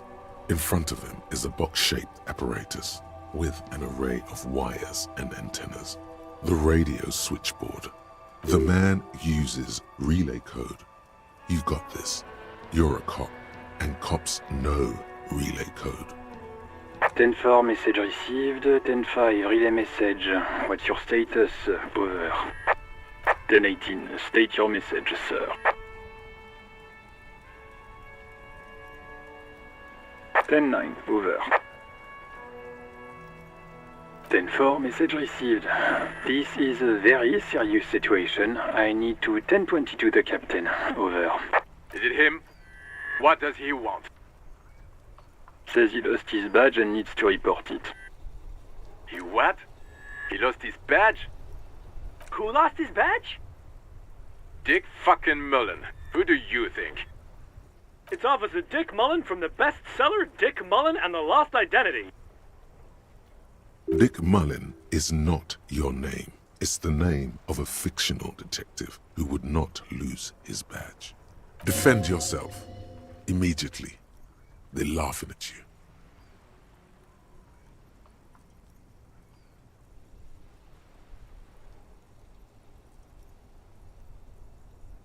He's asking you to stop, says this is serious. Of course it's serious. He lost his fucking badge. Satellite Officer Vicmar concurs, losing your badge is serious. Over. He says this has probably happened to other policemen before him and laughs sarcastically. Oh goddamn it. Is he fucking kidding? The whole station's gonna be dicked for this. Satellite Officer Vicmar is wondering if you might be joking and adds that this tarnishes the reputation of the entire station. Mullen dicked us.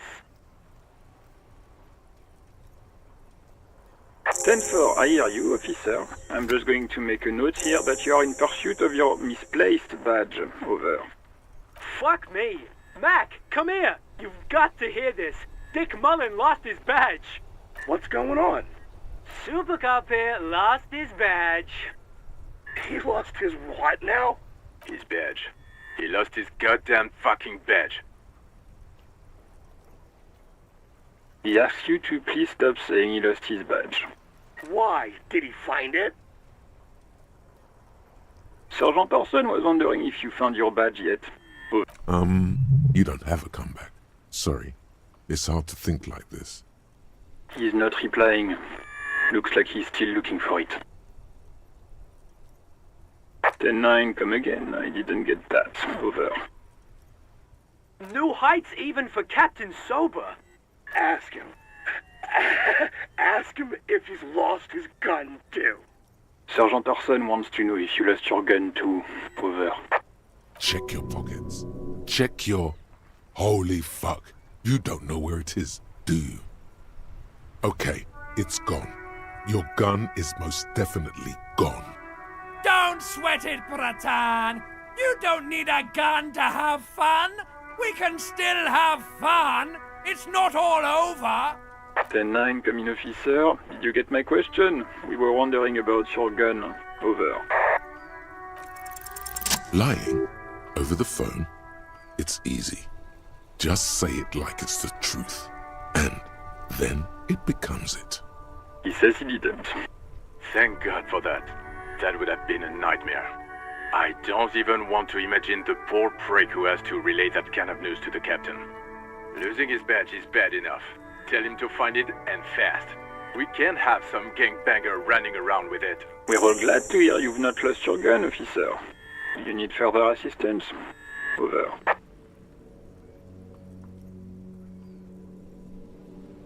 "10-4, I hear you. I don't have the authority to grant your request, but... What does he want now? He's asking for money. Is he fucking kidding? I don't think he is. Don't give that asshole anything. He's just gonna drink it all. Right. That's a negative on the additional funds, sir. Over.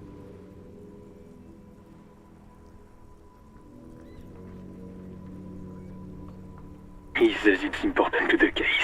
He isn't getting a red cent. You can tell him that. Request denied, sir. Over. He says he's in trouble, doesn't have a place to sleep. Well, I guess he'd better crack the case before sundown then. Vicmar said... Enough, officer. This begging is below your dignity.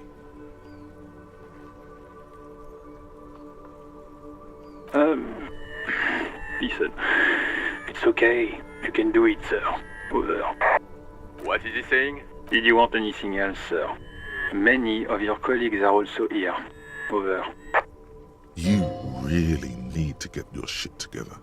This is nearing a complete meltdown. Let us address them now, sir. Over. Okay, 10-4, sir. I hear you. Relay your question. Over. Wait. Before you say anything stupid, think it through. You're going to be looking at a straitjacket if you tell everyone you lost your memory. Be smart about this. Ask if he's there alone.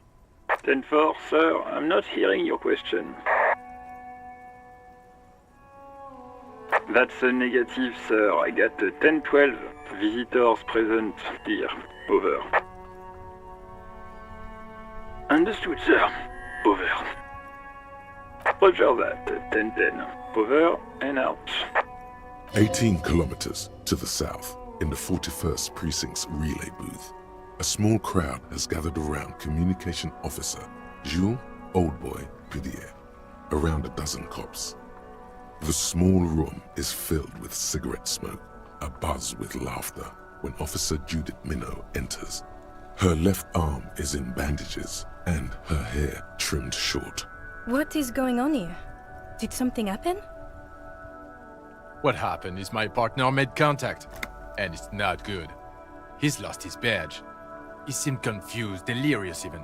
Mac, the torso Torson, is finger-fucking his fist, laughing hoarsely and apparently telling some dirty story to his partner, Chester McLean, near the entrance. Yeah, Mullen was fucked alright. Sounded fucking drunk to me. Yeah, Mac's right. This was some gnarly shit there. I mean, before he started begging for money, it was... Enough! None of this is funny. It's fucking sad. That's what it is. He's a cop. He's one of us, goddamn this. We must help him. Yeah? How do you fucking plan to do that, huh?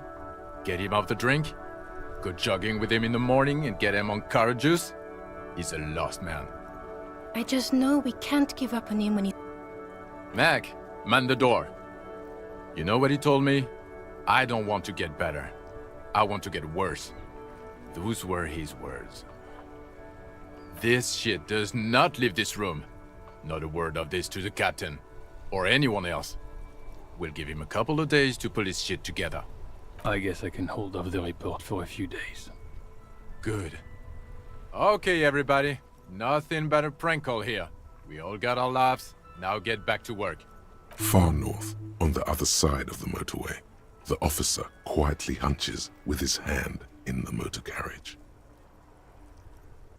Her number is 005 1944 298. Received. Hold on, officer.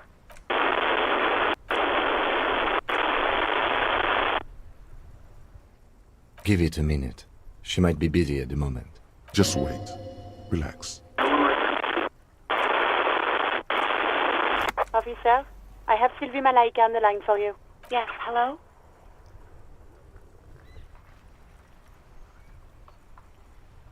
Oh, right. Hello, officer. What can I do for you? You can hear resentment in her tone. She's not thrilled to be talking to you again. No, not me.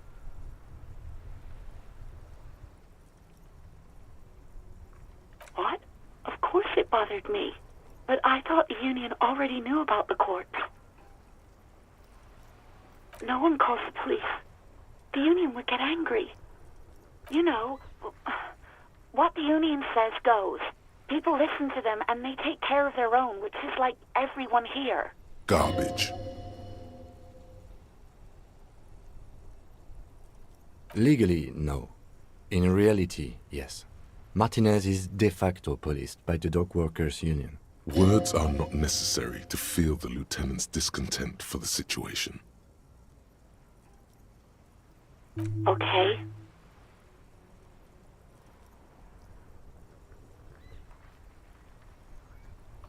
I didn't want to get in trouble with the others. Push her further. Show her the error of her ways. No, don't push her. It sounds as if she's about to cry. The other people who live around here. Local people, I didn't want trouble. Her voice is resigned and weak. You don't live here. You don't understand. Squealing is frowned upon here. Everything is dealt with, well, by the union, internally. Please, I just didn't want any trouble. You do? What else can I do for you? No, sorry. I don't. Not a lot of people have phones around here. Copper thieves take the wires. People don't have the money to have the cables put in again. They use the union's phone, or the one on the coast. It was someone else. We'll find them sooner or later, officer. It just might take a while. Yeah, go on. You mean, why did I leave the bar? Honestly, I'm not really comfortable discussing it with you, sir.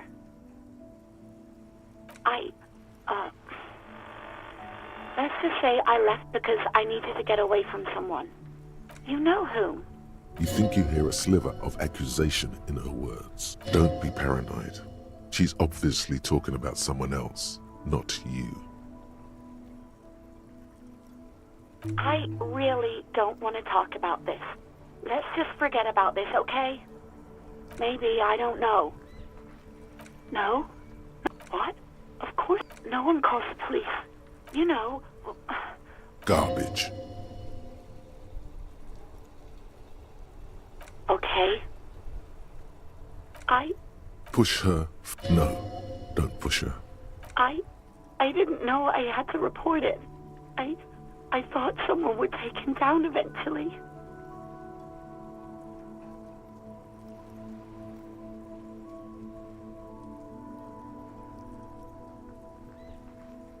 Yes, I know. It's just... What? Of course it, but no one calls... You know... Garbage. Okay, Push her. No, don't. I did... You can almost hear the girl getting smaller on the other end of the line until she almost drowns in static. What? Of course it bothered me. But I thought the union... no one calls... You know... Garbage. I don't know what to tell you, officer. Okay. Yes, I know who you are. Yeah, I think she got it. Good job.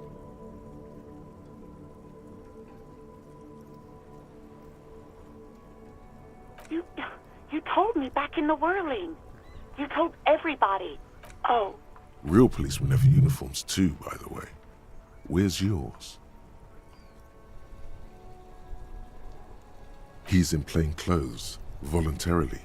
It's different from not knowing where your uniform. There are officers who wear the signature Perseus black uniforms to the highest ranks in the RCM and end up buried in them as well. Others do it more casually.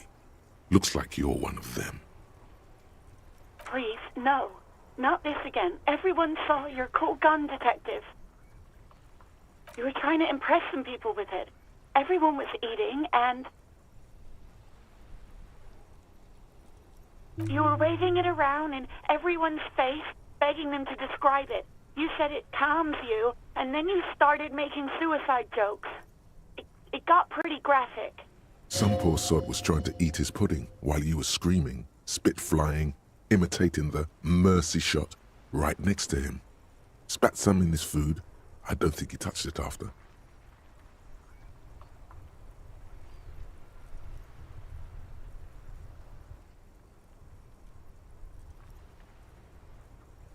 Me neither. No, please, no more suicide threats. Thank God you don't have that stupid gun anymore. There are way more inventive ways than a gun to leave this world. There is silence on the other end of the line. No idea. All I know is next you were waving around money instead, saying things like big bucks cannot lie and guns can't buy money, but money can always buy guns. It almost looked like you pawned it, but believe me, I did not ask. Uniform? I never saw you in any uniform. You had your things on, the disco things. I do hope so. Please, don't call me again. Bye. Yes, you have obviously done something to upset her at the Whirling in Rags, when she was still working there. I'm not mad, it's just... You were so drunk and so emotional all the time, and then the skua thing happened. It just made me want to quit. The stuffed bird, the great skua. You threw it against the wall while screaming, "Fuck that bird," and laughing like a maniac. I think you said it had been giving you shit ever since you got there. Didn't seem like you had fun doing it, though. Yes, obviously. You were the worst client I've ever seen. And I have seen so many assholes in this place. I've had sailors fighting, union guys grabbing my ass, kids stealing booze. Once a guy was glued to the karaoke machine every night for 2 months. But you... well, you were worse than all of them. Honestly, you were getting borderline aggressive. Even about little things like not turning down the volume at 3 a.m. I even liked one of those songs you kept listening to on repeat. No more. I hate it now. We Go On by the O.O. I can't listen to it anymore. You've turned it into a parody. To hell with that song. Then there was your room. Your project. An experiment to see how bad it can get in there. I tried to send the cleaner, but you wouldn't let me. Threatened to make me understand. I had no idea what you meant, and I don't want to know. And then you screamed something about how you're a piece of shit human being, and why does anyone even let you work as a policeman? That you'd fire yourself, but you can't even do that. And then I had to deal with your toilet, the one you clogged with police documents, causing water damage downstairs in the kitchen. I won't even mention you waving your gun around, harassing customers, threatening to sing karaoke, threatening to kill yourself. The ones I had to wrench out of your toilet. Damn it, I don't remember what I did to your damn papers. I don't remember every little thing I do. Especially when there's a hurricane loose. It's your fault for losing them, not mine. Something in you wants to immediately forget about this, as if there was a reason you threw them away. No, you really weren't. You were simply the worst. God, I knew I shouldn't have brought it up. Just try not to call me again, and let's pretend it never happened. All sorts of things. From disco, rock too. So much disco and rock. Yes, that's the one you like to sing along to the most. The later it got, the more that one came on. Interesting. You still have to find a copy though, before you can blast it. You hear a sigh of relief on the other end of the radio. Wordless, the call breaks. Then, the already familiar voice. Anything else I can help you with, officer?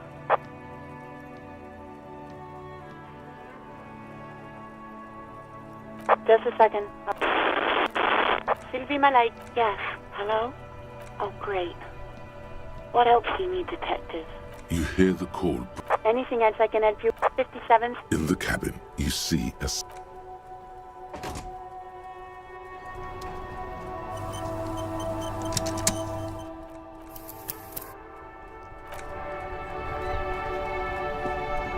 Yes?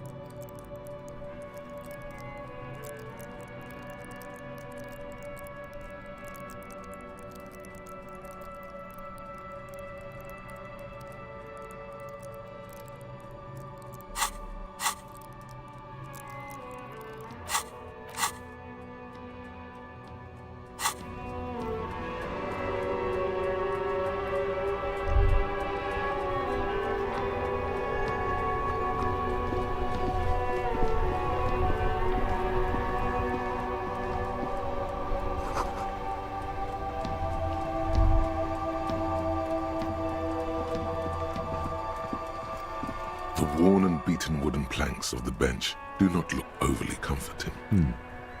We can sit on benches after we've solved the murder. Let's go.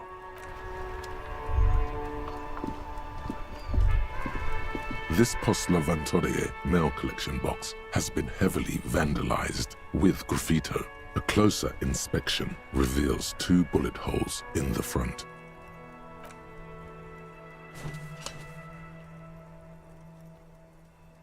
The box seems happy. Eat shit pig, fucked by the coon, and St. G with a crown have been scribbled on it. Jenny is a whore, and best set mailbox also.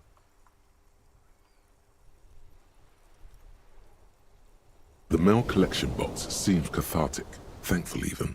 So do you. You shudder. Then you swallow.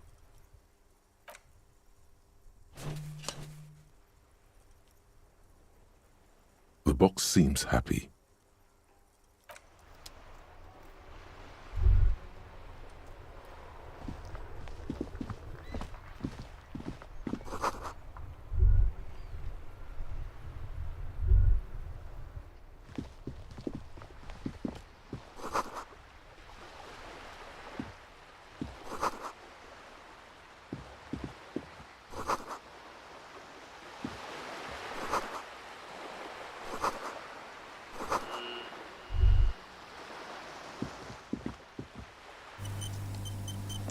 Hello, sir. Step right in. The store is open. Are you interested in a new and exciting book? It's a bookstore, sir. We sell books, postcards, and some board games. It's called Crime, Romance, and Biographies of Famous People. Whoa, whoa, whoa, whoa. Hold your horses, little girl. That is a book. They have stories inside them. It's like someone told you a story in a really long letter. A postcard is a small cardboard picture. You can write a few words on the other side and send it to your friend or beloved. She is unfazed by your questions. She would consider it impolite to point out any perceived weirdness. Board games are like little games on a table, made to pass the time. There are several different ones, but sailors here mostly buy cards. My pleasure. Anything else you'd like to know? Okay, sir. I'll try to answer any questions you have. I hope they're about books. My name is Annette, sir. My mum, her name is Plaisance. She owns the store. She's inside minding the register or organising the stock. Feel free to step in and browse our wares. I'm signalling that the store is open. Otherwise people might not know. They'd miss out on the crime, romance and biographies of famous people. A sudden gush of wind turns the pages of the books on the counters. She covers her face, smiling. But she's cold. Kind of you to offer, sir. What could you do to help her anyway?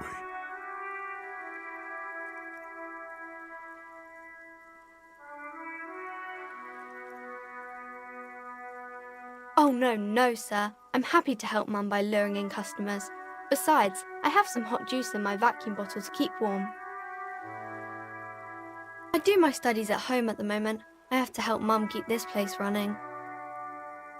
Mum says it's necessary to do both because it builds character. Mum says a proper worker is dutiful. That's how you get ahead in life. You succeed. There is stress and unease behind these words. She's reciting etiquette. Mum says it's peachy. She was a little afraid at first. There's talk about this house being cursed. Behind her, the window has been boarded up.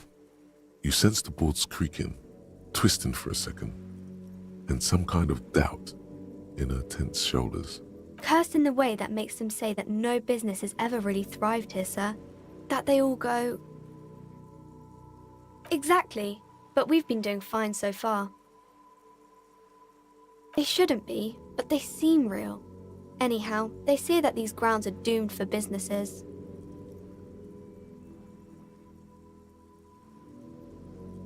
Of course, sir. Crime fiction is about murders or burglaries or things like that, and the work of a policeman or a private detective who's trying to solve a crime and catch the criminals.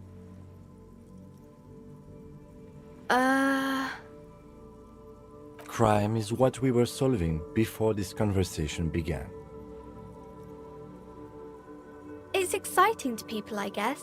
They get to imagine dangerous things, and it's kind of like a puzzle, where you can guess who the criminal is, or how the good guys are going to catch him. You don't look much like a policeman. Didn't mean to offend, sir. Sorry, sir. It's just that you don't look like Dick Mullen.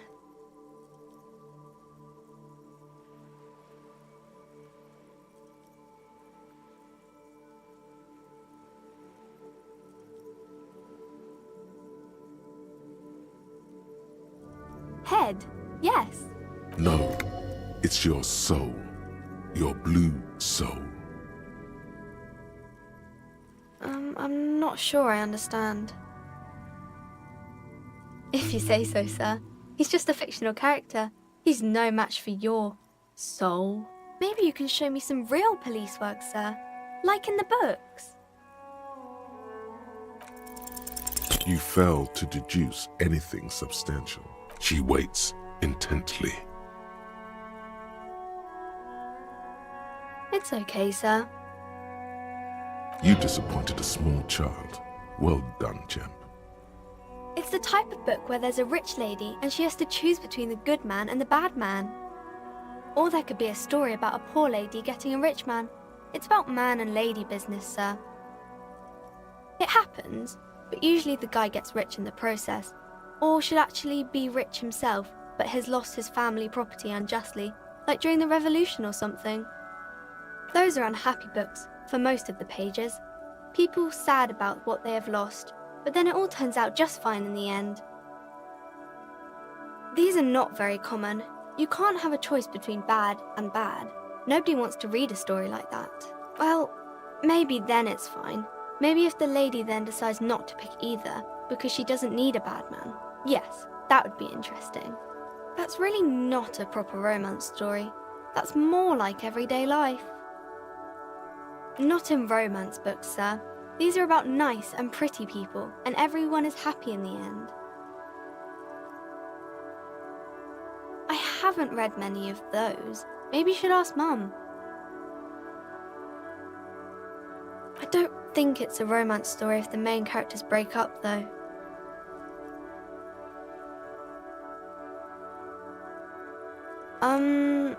No, I don't know. Yes, she knows books, definitely. What was that? An idea for an unfinished novel stuck somewhere in your forebrain? Maybe some about other books?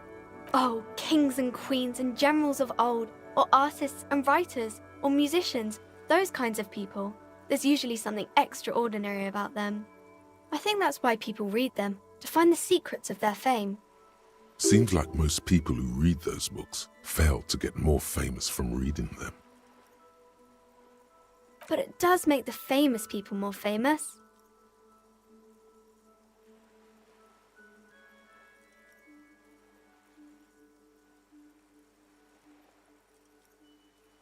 Why would they do that, sir?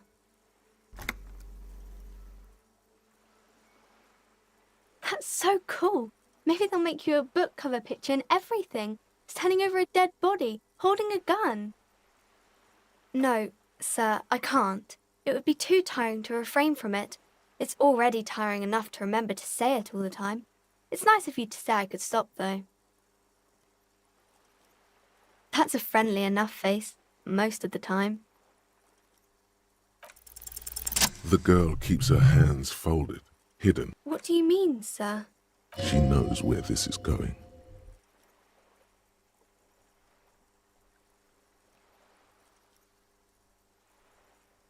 She looks around anxiously. Her hands remain folded in front of her. She doesn't want to show them. The lieutenant stands by, looking at the two of you with little interest, a facade of true professionalism. He is far more intrigued by the situation than his poise reveals. She brings out her reddened hands, her nails frayed, nearly chewed down to the flesh. And you knew this from me keeping my hands folded? Well, that proves nothing. Anyone could do an easy deduction like that. She nods, half provocative, half enthusiastic. Maybe so, sir. Okay, I know it's a bad habit, and I shouldn't. It was okay, sir. There's more that can be achieved here. Ask her to do the same. You're quite sober. The lieutenant does not flinch at the comment. He does not flinch even a single bit. He is intensely not flinching. Because you usually aren't. Fritz, maybe? Alcohol is not good for you, sir. There she stands, swaying on her feet, assaulted by the early spring breeze. She smiles at you. The whole situation suddenly feels familiar, somehow. Because you know each other. She's been talking to you so openly because you've talked before. Yes, I stand in this spot all the time. You've been running around all week without your shirt on, sir, apologising to everyone. I don't really understand what you've done wrong. Of course, you've stopped by a few times. You certainly look better than the last time I saw you. Yeah, but you don't have party eyes anymore. Party eyes. Yes, of course. That makes sense. I'm not surprised children have seen you running around with party eyes on, he thinks. Not at all. You know, like a cat in the dark, all big and wide-eyed. It certainly looks odd on a man. The swiveling eyes of a loony drug addict. That is what she meant. You were probably gurning too. Fuck yeah. You should get some party eyes right now. Snap those sequins on you, boy. Oh, baby, that's not what you have to worry about. Worry about the important thing. I didn't know I had to do that.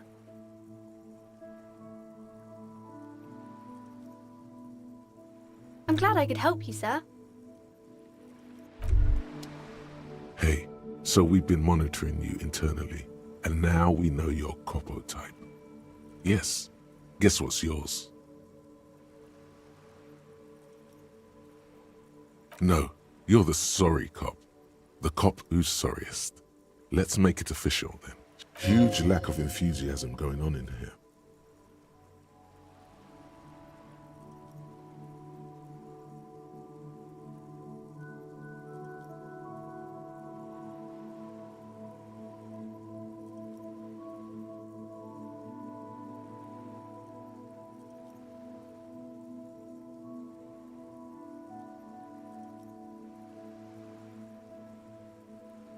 What? Jealous of the sorry cop? I think they'll be fine. They'll be super, super fine. It'll be totally okay. You can dual Copo type from sorry to anything. Oh, you know, Apocalypse, Superstellar, the advanced interesting cop, liquid shadow cop. But you're too sorry to say those things. So, here we go.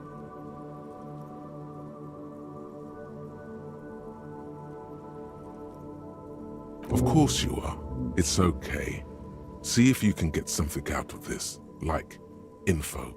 Or maybe every time you say you're sorry, you get $1 million. That won't happen.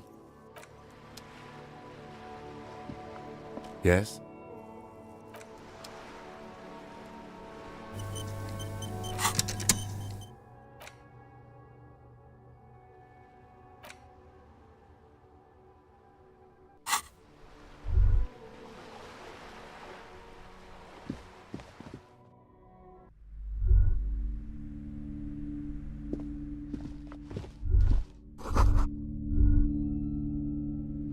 The display rack is brimming with worn paperbacks featuring an extremely muscular, sword-wielding barbarian on the cover. Nearly all the titles contain the word Hyundai, somewhat. Welcome to Crime, Romance, and Biographies of Famous People. My name is Plaisance. Be welcome, and please take responsibility for the energy you bring into this space. A golden pendant hangs around the woman's neck in the shape of what looks like a tiny fish head trapped in amber.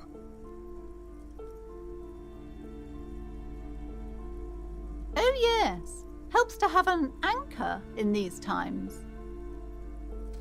I am the proudest owner of our little shop of culture. Annette, yes, my daughter. I hope she wasn't slacking off again with her nose in science fiction. Tell me, was she at her post doing her job like a proper girl? Wonderful! Did you talk to her? Great! On a scale of 1 to 10, how compelled were you to buy books after talking with her? Her opinion of her daughter depends on how well she lured you into the store. Come now, it's not personal. It's about proper sales practices and market research. I expect an answer. My precious, her dedication brings joy to my heart. If you have children, I hope they turn out as great as my Annette.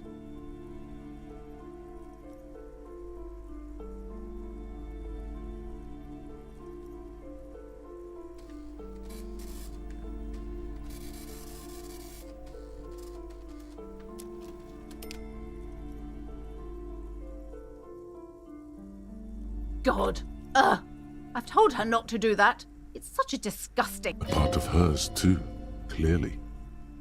She can, if she has enough willpower. This is what's called growing pains. Life isn't... Come on, ma'am. It's obvious she can't do anything about it. You are placing an unnecessary burden on a young child.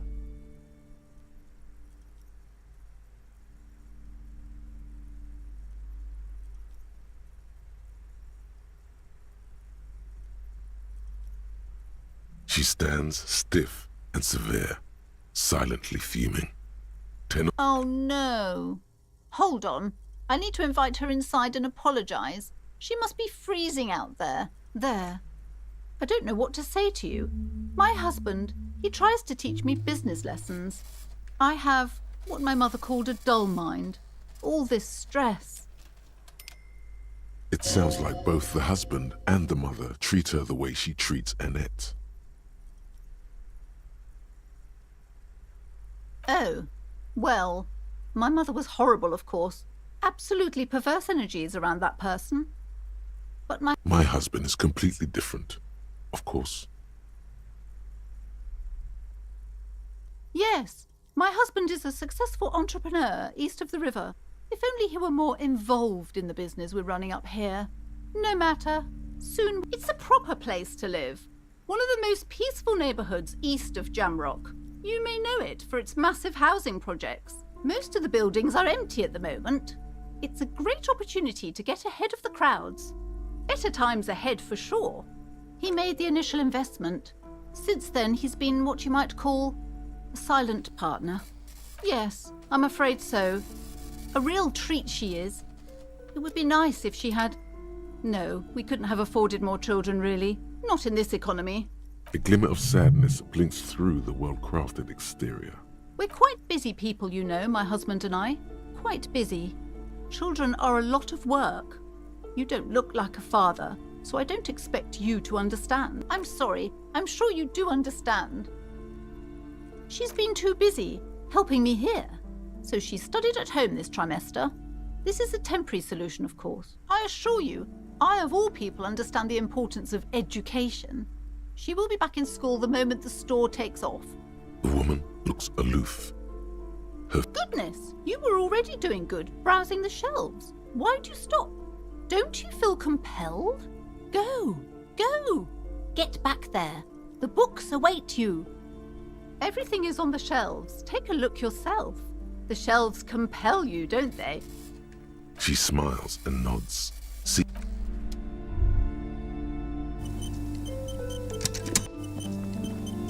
You see a set of tattered curtains blocking the way to another room. A strange cage-like trinket dangles from the curtains. Excuse me, officer. The back room is strictly for employees only. Just as you're about to pull apart the curtains, the petrified voice of the shop owner cries out once more. Sir, don't touch that. I told you it's off limits for the customers. Parapsychologically speaking, we're done if you decide to open them. I won't be held responsible for the consequences. It's too dangerous. She looks away, mumbling. Why is everyone always messing with the curtains? Why can't they just buy books like normal people? Why? It's not like anyone was killed there. I am sorry. I don't mean to be so impolite. Just please don't go there. I can't allow that. You'll only make things worse and unleash the powers. No! Please just talk to me, officer. Come here and let's talk this through before you decide to do anything extreme. There is something mysterious about the curtains. You see a tattered set of curtains and a polyhedron-shaped cage-like trinket. You see a dimly lit room full of dusty furniture and trash. A doorway stands in the back, covered in dozens of scary little cage-like trinkets, your shadow looming over it like an omen. I warned you. You're unleashing forces beyond your understanding.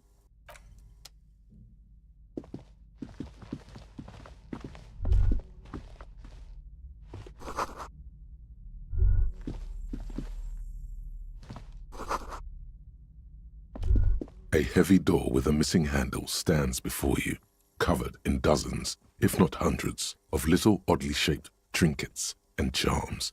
It appears to be locked.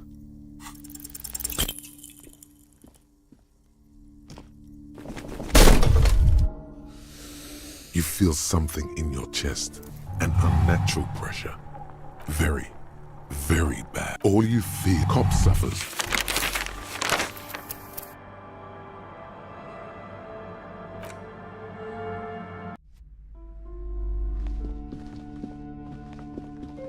You see, Excuse me, officer. The back...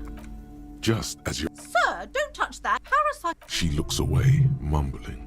Why is everyone always... What? No, it's just a storeroom for the employees. I told you. You do? My God.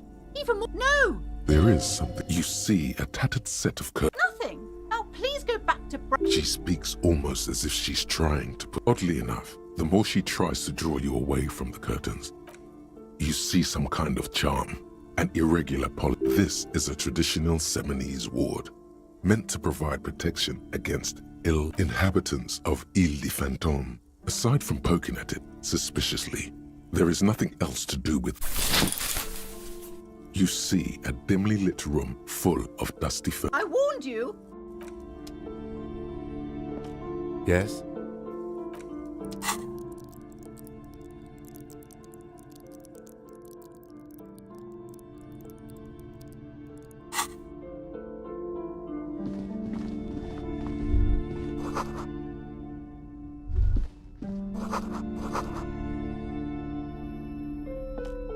A heavy door with a missing hand. Only an echo. No one is there.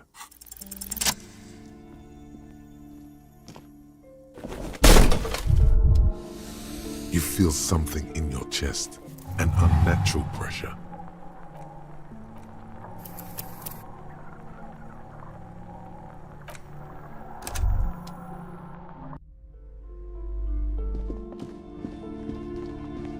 You see... Excuse me, or nothing.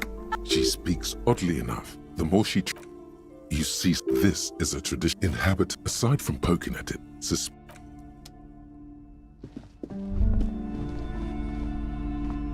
Hello again, esteemed...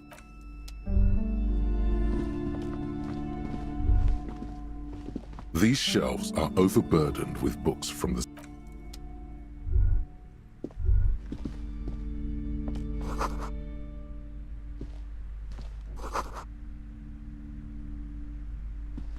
The plaque on the shelf reads, Biographies. Several maps have been attached to a bulletin board hidden inside the alcove. The maps look old and faded. Your eye catches a map of Insulinda, a map of Revachol, and a map of Martinique. The north coast of a verdant island is shattered by the delta of a river. It is the River Esperance. Countless bridges to the east, rolling hillsides, Le Jardin, Stella Marie, the sub-Hudon. It's somewhere to live. Not bad. Then there's Jamrock. It's bad. People shouldn't live there, but they do. You feel you're just west of Coal City, somewhere above Jamrock and close to Coal City. This large map displays archipelagos. You see a constellation of small dots on the light blue emptiness. Ozon, Laurentide, Fas Alamir, archipelago. In the northeast, a dust mite stands on the north coast of Caillou. You can, on Caillou, Revachol, a single lost little pearls of light. 850 million people live on these little dots, an oceanic world of culture and commerce. The ocean breaks apart into a tangle of cosigns and connections to other worlds. Words past the Insulindian. You have little idea what they are. Distant stars. Gods. Perhaps they are gods. Gods of distance and... It's not really a map. It's a tourist thing. Still, it's detailed. Could be pretty... I'm sorry, officer. The map of Martinez is the only one available. The other two are not for sale anymore. And besides, you could scarcely afford... They're quite valuable, though they might not look it. The map of Martinez is 90 cents, though. That old thing?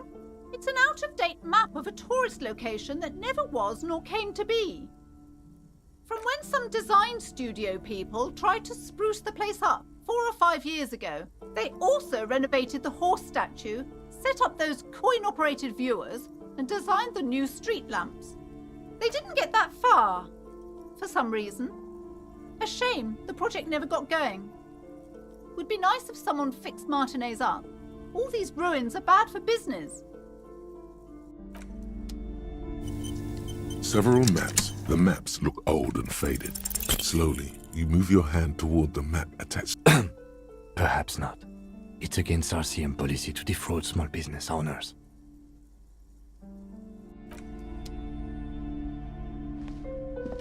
This bookstore is not strictly a...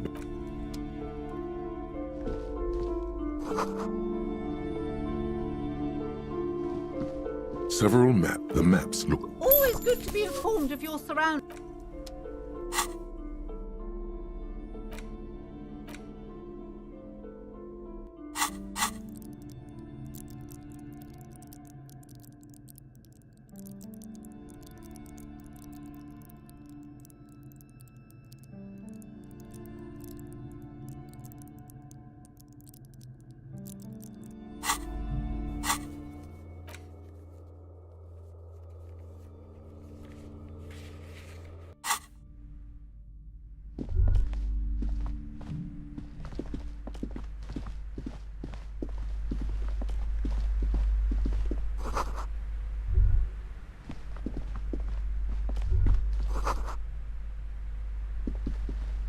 I'm sorry, sir. I can't talk right now. I'm very... You just can't win. Out of the rain and into the gutter. Math. It's really difficult. Like, really. Oh, I found something while you were away. I thought this would fit you. Like, thanks for helping out. Not me. The city, I mean. Like a detective does.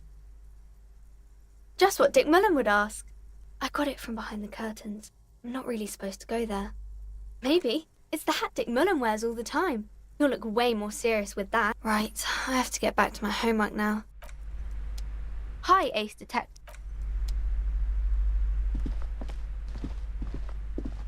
Hello again, esteemed officer. A small mountain of colourful board game boxes. Wonderful board games, sir. Browbritter is a fun game of economic competition. Who are you going to play board games with? Do you have friends or family? It certainly feels like whatever you are will die with you. Don't be so hard on yourself, sir. For playing with friends, I'd recommend Suzerainty. It's a civilization building game where you build a civilization, then set lousy auras there. No, roll. I've heard they turn people into a cult. An endless variety of source. There's also a large hardbound tome. Books in a board game section. Who wants to read books? There's a box that says Wirral, 3rd edition Mega Setting Supplements Module.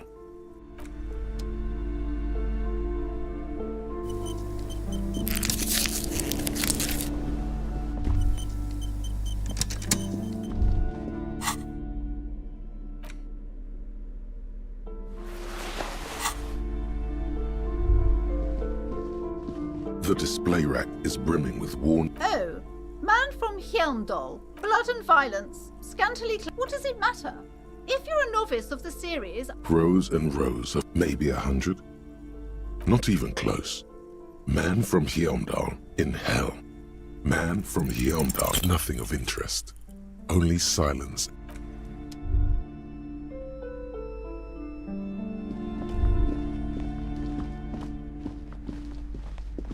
Shelves filled. Oh, crime! You're a police officer, apparently. Crime fiction. These books, what's more, not a single mention of all the stress. You see, Dick Mullen on the job. Get me Mullen. A killing is declared. Dick Mullen in the murder. Owner. Turns out he faked it to solve a case. Yes, there's also the dame who did it. Tragedy calls for... After all this, you still haven't found the answer to the one question that matters. Your attempt to grasp at the answer. Shelves full of... I would say the book is also very daring. Perhaps for a... Do her words seem... Certainly. You feel like you should get this. Browsing through all... Suddenly, high-speed love next to Earth. Next to that... I'm sorry. I did not mean to... This bookstore, amidst the various books, the point of the book, it serves wholeness. When it's up to your mind, the book features... There's even a chapter. This is just mundane garbage. What's even paranormal? The throbbing in your head increases. Suddenly, as if out of nowhere, the book contains, for example, it is supposedly invigorating. It also recommends, among other benefits, it is alleged to restore for general health and well-being. Read these strolls. This is exactly what you need. There's an entire section devoted to cures for men who are struggling to perform their marital obligations. You close the book and return it to its place amidst the point of various amidst the point of the book. It serves wholeness. When it's up to your mind to heal, the book there's even a This is just mundane garbage. What's even paranatural about this? Pum, I can't have you end up like opening a police store next door and stealing my customers. Oh no! Shelves filled to the brim with crime. Shelves full of several maps. The maps look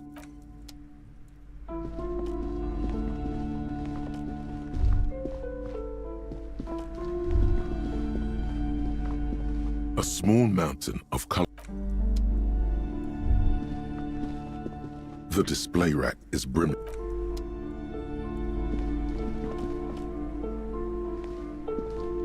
Hello again, Esti.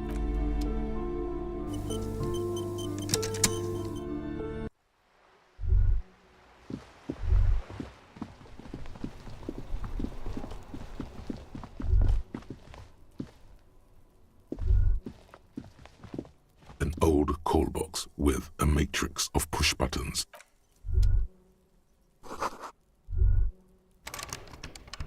An old call box with a matrix of push buttons lists all the companies in the East Delta Commerce Center. This button looks new, but someone has... This button looks new. It's probably not connected yet.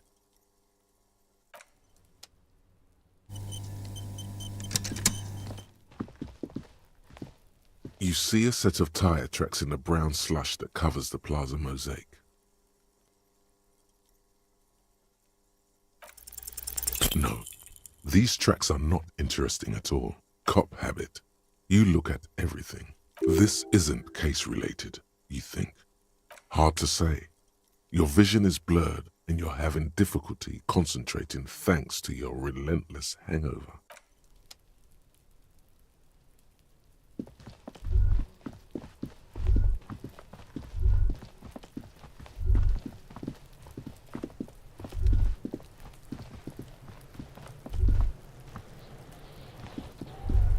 Kuno's got this! If there ever was such a thing as an ugly kid, then this is it. He's almost exquisite in his ugliness, like a gremlin. Oh yeah, Nappa Gumpy, Kuno! Can't talk, pig! Shit's coming up strong. Throwing rocks. Shit coming up strong. That sounds good. Joyous. You should hang out with this kid and see what that... I mean drugs. Yeah, Kuno, right! Kuno's riding at sea. The rake, Kuno! You should throw the rake at him! The fuck? Does Kuno know what a rake is? Kuno's not a gardener. We shouldn't do anything. You will see.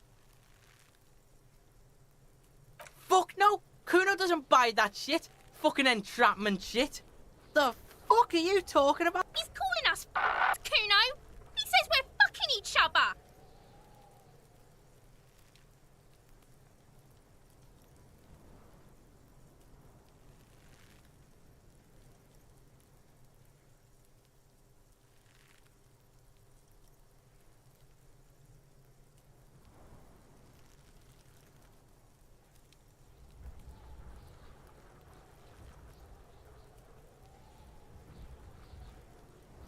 Alright, entertain the Kuno.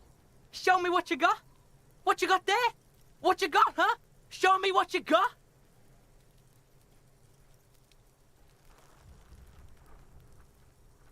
Right, pig. This is where Kuno plays with his little wooden choo-choo. What do you want with it? Yeah, whatever. Kuno doesn't give a shit. Shitload, pig. What's your question? Don't tell the pig shit, Kuno! If I were to want to waste my time, which I do not, I would ask them who he is, how he got there, and the usual. Kuno's fuck imp. Kuno uses the fuck imp for target practice. Probably climbed. Kuno was busy down the road when that shit went down. You heard Kuno? Kuno wasn't even in Martinez. Kuno wasn't in Revachol. Kuno wasn't regional. I don't know. Some fucking... Mesk or I don't know, some other place. Night City. Kuno was in fucking Night City. There is no Night City anywhere. That sounds like the name of a city in some pulp science fiction novel. Why you gotta be riding Kuno's ass? You haven't been where Kuno's been. You haven't been in Kuno's head. You wanna know where Kuno was? You wanna know what Kuno's been fucking up to? Don't tell him that, Kuno! It's lame! It's not fucking lame. Kuno's building Kuno's City. Night City. Rage City. The City of Rage. That's it. And it's not lame. Lame! That's the name of Kuno's City, bitch. Get the fuck off Kuno's back. This shit ain't about that. Just a couple of pigs sniffing around in the dirt. That seems pretty fucking suspicious to Kuno. Yeah, you tell the faggoty, Kuno! You're testing Kuno's patience here. Get lost, The fuck about it? You're Get lost, Yeah, whatever. Kuno's Kuno, pig? The fuck are you calling a third person? He looks slightly confused, but proud he came up with that retort. But right as he's getting distracted, you hear a malevolent hiss from behind the fence. Watch out, Kuno! He's trying to fiddle you! He's gonna put his hands on you! Help! Pig's got Kuno! Help! Rape! Help! He's got the Kuno, help! Everybody, please! He's digging his dick out! Escalate, Kuno! His dick is out! You're afraid! Pigs in here, Kuno! Somebody, please!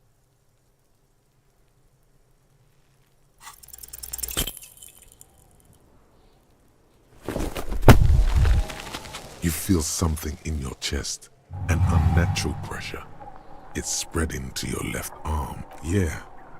There's no cop suffers.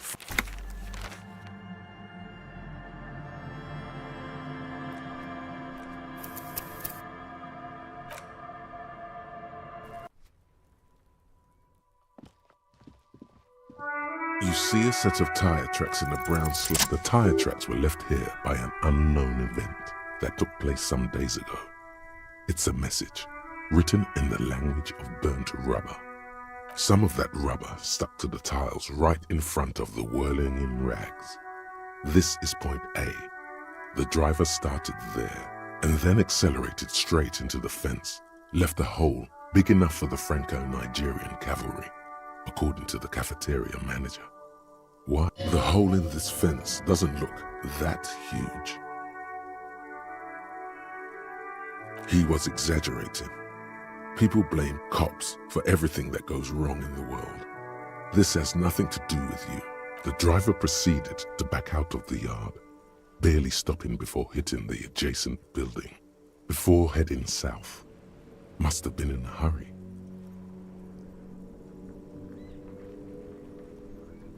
You are correct. This is a rather motor carriage-friendly city. Somehow that makes you feel scared. I'm not sure. There are plenty of traffic accidents waiting to happen in Martinez.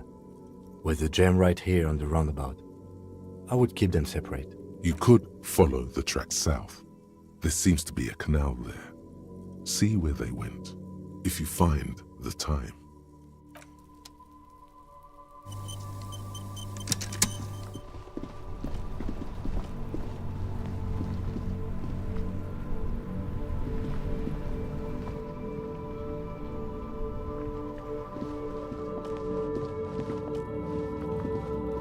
The tracks are as they have ever been, a bit more worn perhaps.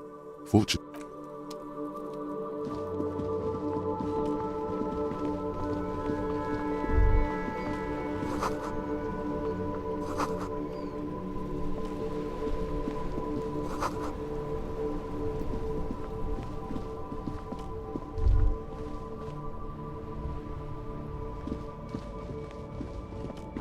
there are clothes inside. Cheap second-hand clothes. Don't be shy. These are premium class clothes. Good quality You find your hands deep in economical but also trendy. Look firsthand. Something cold grazes your hand. Synthetic and sleek. Good choice, officer. Mega sporty. You see a Samaran street vendor. The name, Sileng. Happy shopping, officer. Everything's cool. You're very... Oh, yes. You like premium. Don't be distracted by the flattery and funny man act. Questions. No need to dress this one up. Oh, okay. But why, officer? Ah, yes. Are you trying to ask for a bribe? Sorry, detective. Only the coolest goods in Revachol.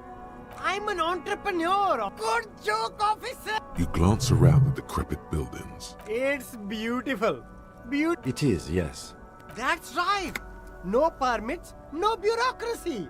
That's why this city and its law officials... If you wanted to be cynical about it, you could say we are here to protect... My man, office... Gossamer is a fine, filmy substance consisting of cobwebs spun by small spiders, seen especially in autumn. It's... Yeah, that's the main thing about you. No need for discounts at ceilings, officer. Everything's or anything for you. Me? It's a boring story. This man probably comes from Seaguy. Sometimes... Sea guy, apricot suzerainty. It's all the same to me. It's all cool. You see two lowly, defeated speakers, thralls, slaves basically, perched atop them like conquerors. I can see you have a taste for luxury, officer. A pair of found ultra. Those sneakers, mister. Only that. These ones... No, don't look. Then look at them again. These are... No way, officer. Well, but see, if on the other hand, you wanted to buy... No way, officer. No, officer. You're a... Well, but see, if on the other hand... No way, officer. That's right, officer. No way. No, officer. You do, officer. You do. There's a pint... You like sunglasses? A boat. Damn, officer. You look like... It's going to be very difficult for anyone to take you... No, you are definitely not buying those. No, I can't. These are... Those UV stickers are almost certainly... These are all first-rate sunglasses. No luck. All you find is this lime-colored cellophane visor. Oh, that visor is perfect for you. I hope not. You don't like it? Sure, Square Joe. No problem. Let's get you some real shades.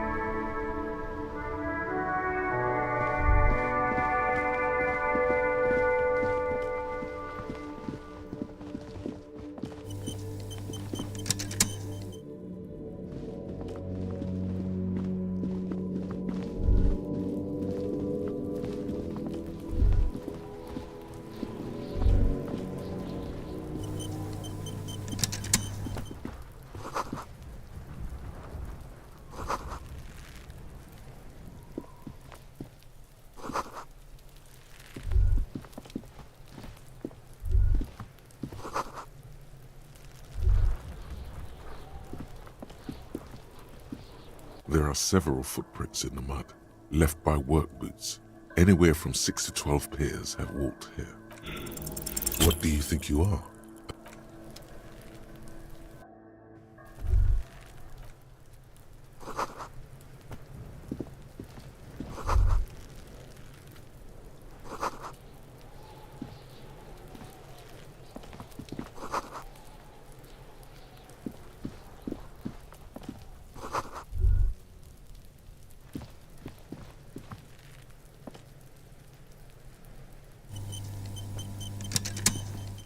There are several footprints in the mud. What do you...